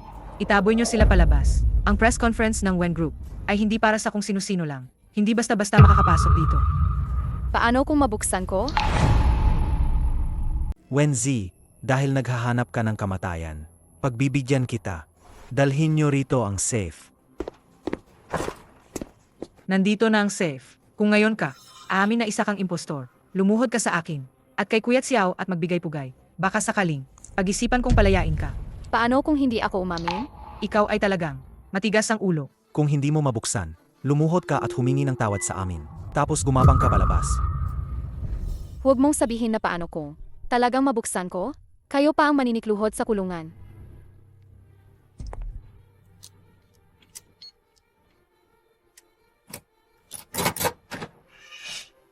Paano mangyayari yan? Pek ka lang. Kahit 100 beses mo papindutin, hindi mo mabubuksan. Tama. Isa ka ngang impostor. Gusto mo pang buksan ang safe ng Wen Group na naginip ka ng gising. Ang talo ay talo, ayon sa sinabi ni President Zeng kanina, gayon na dapat kang gumapang palabas habang nakaluhod. Dahil matagal ko nang pinapalitan kay Tsuan. Ang safe. Wenze, mamamatay ka ngayon. Naintindihan ko na. Ang safe na ito. May problema sa safe na ito. Presidente. Hinala ko pinalitan nila ang tunay na safe. Gusto mo bang imbestigahan ko? May 3 minuto ka. Gusto kong makita ang tunay na safe. Safe. Fake pala yan. Kung gayon, ipakita mo nga ang tunay na safe. Impostor ay impostor. Hindi ka pa baluluhod sa akin. Hindi mo pa ba inilalabas? Ang kamera para kunan. Ang video ang pagluhod. Yung panganay na asawa ng pamilyang Feng. I-upload sa internet. Gumapang palabas na parang asong ulol. Kinabukasan, siguradong, magiging trending topic. Lumuhod, huminging tawad at gumapang palabas. Lumuhod, huminging tawad at gumapang palabas. Aing Asong reporter. ulol. Sandali lang. Ikaw ang parang aso. Nagagapang palabas. Feng Dashao. Babaeng ganito ang class. Kung itapon sa kalsada, sa tingin ko, walang lalaking maglalakas loob na pulutin. Ako ang bahala sa sarili kong problema.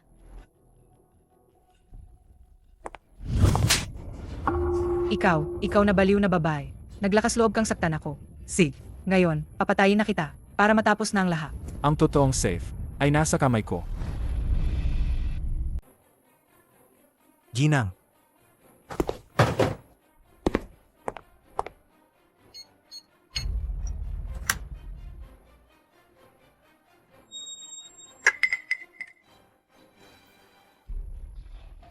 Ako si Wenze.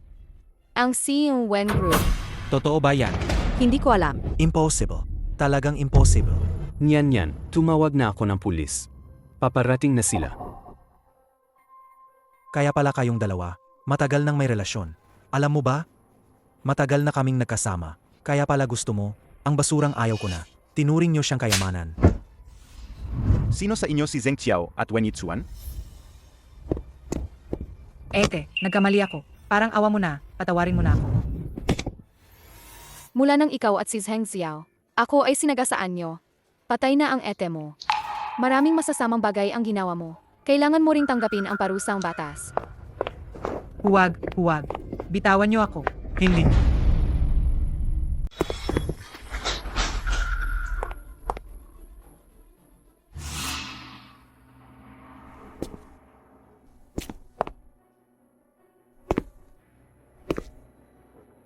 Bakit hindi ka pa rin patay? Ikaw na basura, buhay ka pa rin? Paano ako mamamatay?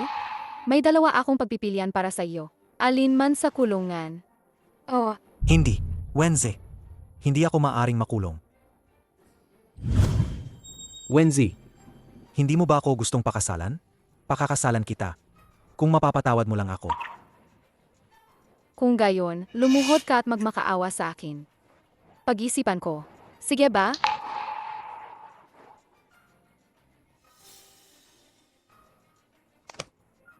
Nagkamali ako. Paumanhin, Wenzi. Patawarin mo ako. Ako talaga. Ikaw lang ang pinakamamahal ko. Ikaw na basura. Karapat-dapat ka bang mapatawad ko? Niloloko mo ako. Wenzi, sinasabi ko sa iyo. Kahit mamatay ako, isasama kita.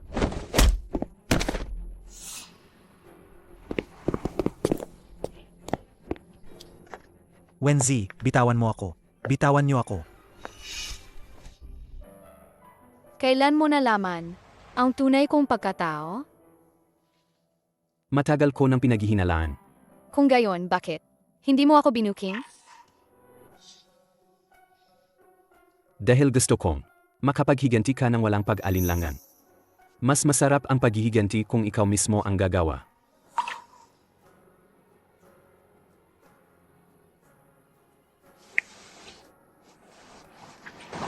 Salamat.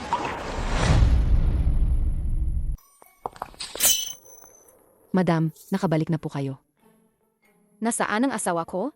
Nasa bahay ang asawa ko. Ang asawa ko. Ay nasa kwarto sa itaas. Palitan mo mas maliit na mop. Siege po. MR Feng, official nang. Hawak ng Madam ang Wen Group. At ililipat mo rin. Sa kanya ang shares ng Feng Sheng Group. Sa tingin ko, hindi na ito kailangan. Malamang ay nalaman na Nina Fengshi at Su Fangli ang balita. Binali ni Nian ang isang binti ni Fengshi. Siguradong, hindi sila titigil. MR Feng. Ang kasalukuyang shares ng Feng Group. Halos nakuha na natin. Ang lahat ng kailangan. Gusto niyo na po bang tapusin ito? Tama. Gusto kong tapusin sila. Bago pa nila saktan. Ang aking asawa. Kung gayon, itatago niyo pa rin po ba sa kanya ang inyong pagkatao, ang pagiging chairman niyo ng Feng Shang Group? Hindi pa. Hanggat hindi pa nalulutas. Ang lahat ng panganib. Mas mabuting huwag muna niyang malaman. Hindi po ba kayo nagtitiwala sa kanya? Masyado akong nagtitiwala sa kanya. Kung malalaman niya, mag-alala siya ng husto. Baka nga, sikretong lutasin niya ito ng mag-isa. Sa oras na iyon, tiyak na madadamay siya sa maruming gulo ng pamilyang Feng. Naiintindihan ko po ang inyong pagkatao. Hindi ko po talaga. Ipapaalam sa kanya. Anong hindi niyo ipapaalam sa akin? Ano yan? Ito ang due na ibinigay sa akin ni Phoebin. Kasi, mag-aral sa ibang bansa ang kapatid ko. Humiram ako ng pera kay Si Feng. Natatakot lang ako na hindi kayo pumayat. Kaya itinago ko sa inyo. Talaga? Siya ang asawa ni Si Feng. Alis na ako. Hindi ko na kayo guguluhin.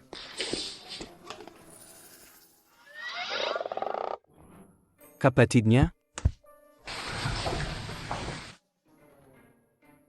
Ano bang problema? Ako, ikaw.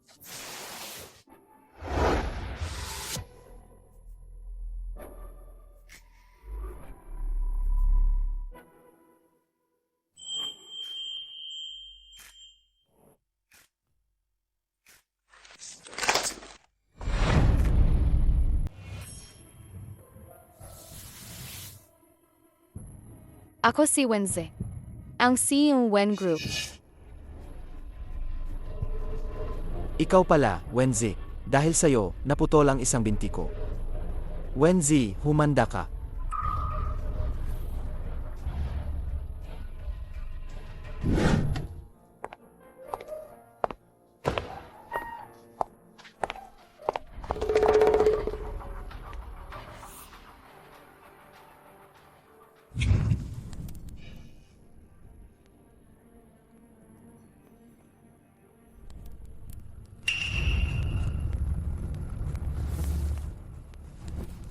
Huwag ka nang. Mag-aksaya ng oras. Sa aming tatlo dito, kahit pa si Bathala ang dumating, hindi kanya may liligtas. Boss mo ba, yan o boss ko? Umalis ka nga diyan. Ano ang gusto ninyo? Naku, binibini. Sayang, may nagbayad para. Bumili ng buhay mo. Kung pagsilbihan mo ako ng maayos, mababait ako Bibigyan kita ng mabilis na katapusan. Boss. Ang sariwa naman ng babaeng ito. Mas maganda siya kaysa sa mga Actress. Tignan mo. Ang liit at kinis ng baywang niya. Ang sarap ng gamit. Siyempre, para sa kuya muna. Umalis ka nga diyan. Ang sakit ng kamay ko. Bakit hindi mo muna ako kalagan? Kasi hindi magiging madali. Di ba? Ito. Tatlo kayo. Anong kinakatakutan nyo? Ang dakilang. May bahay ng Feng family. Hindi naman pala ganoon kagaling.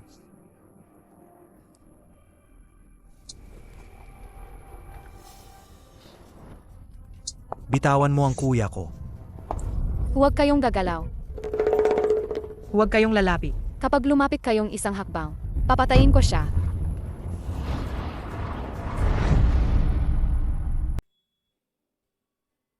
Ang pulong gayon, hanggang dito na lang.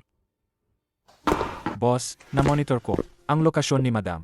Hindi siya sa Wen Group. Nasa isang abandonadong pabrika siya. Sa liblib na lugar. Hindi maganda. May nangyari sa kanya. Tipinin ang mga tao at iligtas si Nian. Opo.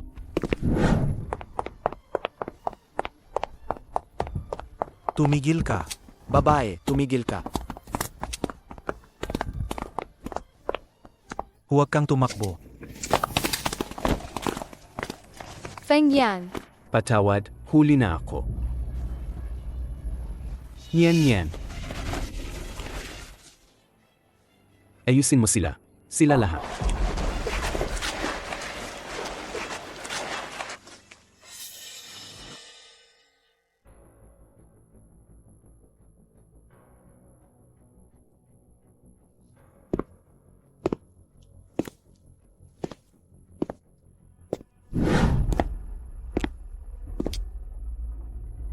MR Feng, Binabati kita, MR Feng, nagdadalang kauna ang asawa mo. Ito ang ultrasound report. Magkambal pa.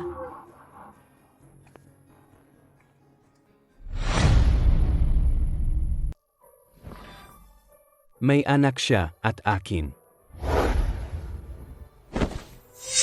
Tinggi na.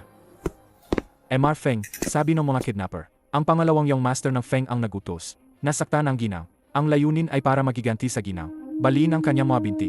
Sed, Mabiti. Ikaw ang nagutos na patayin si Nyan Nyan? Siya ang dahilan kung bakit naputol ang aking binti. Kukunin ko ang buhay niya bilang kapalit. Ang binti ko, anong nangyari? naghahanap ka ng gulo. Feng Yan, baliw ka na ba? Kapatid mo ako. Kung papatayin mo ako, bukas, lahat ng tao sa Jiangcheng, malalaman na pinatay mo ang sarili mong kapatid. Walang makakaalam. Ang Feng Xiang Group, iko-cover ang bawat balita na may kinalaman sa iyo. Ang Feng Xiang Group. Ikaw. Tama, MR Feng. Ito ang Feng Xiang Group, ang pinakamalaking boss sa likod ng lahat. At kami, ang Feng Xiang, ay nabili na ang Feng Group, ang 40% ng shares. Kami ang sa inyong Feng Group, ang pinakamalaking shareholder ngayon.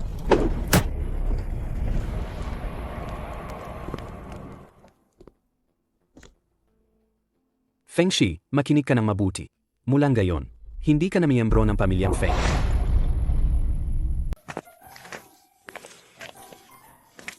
Ingat. Kasalanan mo. Nahihirapan akong maglakad ngayon. Kasalanan ko. Huwag kang gumalaw. Aray, paano ko naman hahayaan? Ang CEO Feng Xiang Group, na imasahe ang binti ko? Naghihinanakit ka pa rin. Anong klaseng ugali yan? Nagsisisi ka ba? Kung nagsisisi ka, sasabihin ko sa'yo, magi-divorce ako. At tatakas kasama ang bata. Huwag mo nang isipin yan. Sa buong buhay mo, hindi ka makakaalis sa akin.